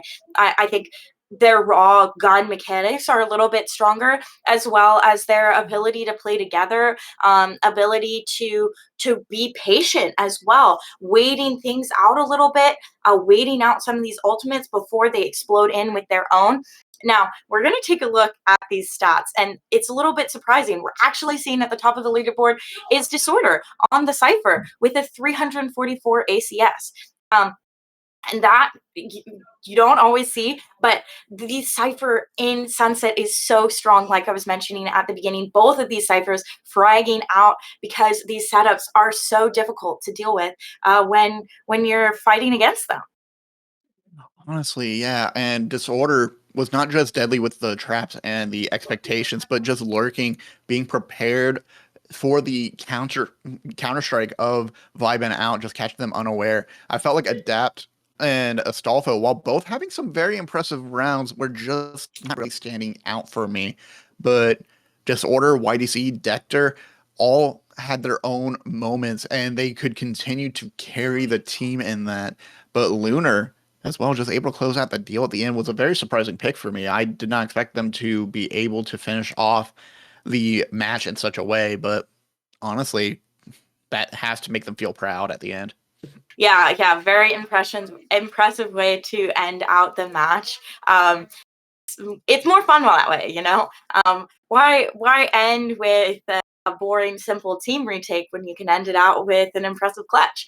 I also have to highlight the utility that was used on both sides of these teams. Like I said, this breach is so frustrating to play against, but combined with the fade, so many opportunities to take damage, to do stuns, to do blinds. There's a lot of blinds available with this team composition, and both teams playing absolutely well. showing us why this is starting to become the standard for Sunset. Yeah. Yeah, the Sunset, just the meta still being worked on, still being understood, but utility was such a major factor here. Especially, I love the combination maneuvers that we've seen from Fade, from Breach, and Raze on both sides, both being very impressive. But then also flipping it around and capitalizing on it and changing the momentum into their favor, even when they're in a deficit, when they are actually at minus, don't have the numbers game on their side, don't have the firepower game on their side. They're still able to turn it around because of that fantastic use of utility. Absolutely. Now we are going to go to a quick break here before we. Yeah. Oh, sorry. No interview here today. So we are. This is kind of the end here of this match. Once again, congratulations to NMSU Crimson for winning out this series 2-1. Very impressive game. Congrats to Vibing out as well for playing as well as they did, for taking that win home on Bind. Thank you. Thank you to Ice Cold Brew for casting with me. It was an absolute blast. My name is Nat, or Nat Cat in the Hat. Thanks, of course, to all of our production team. But don't go anywhere, because we are going to be back with another match at 6 p.m. EST, which is going to be Rise versus Event Horizon. Oh, Event Horizon, sorry, versus Light Esports. So. Yeah, I'm excited to see that match at 6 p.m. EST. But thank you all very much. Nat, it was great to have be on here with you and get to cast with you for the first time. And I hope we get to work together more in the future. But with that, folks, thank you so much. I'm going to get out of here and get ready for my day. So take care. Thank you.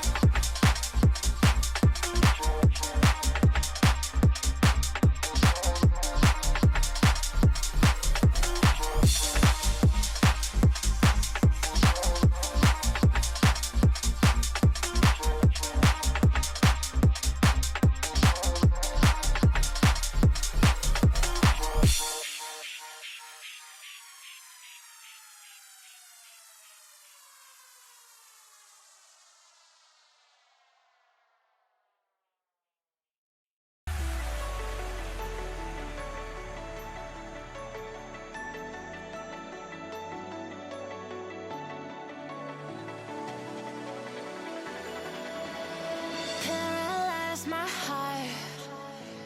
Don't wanna feel your touch like ice, tracing all my scars. Why is it hurt on the inside?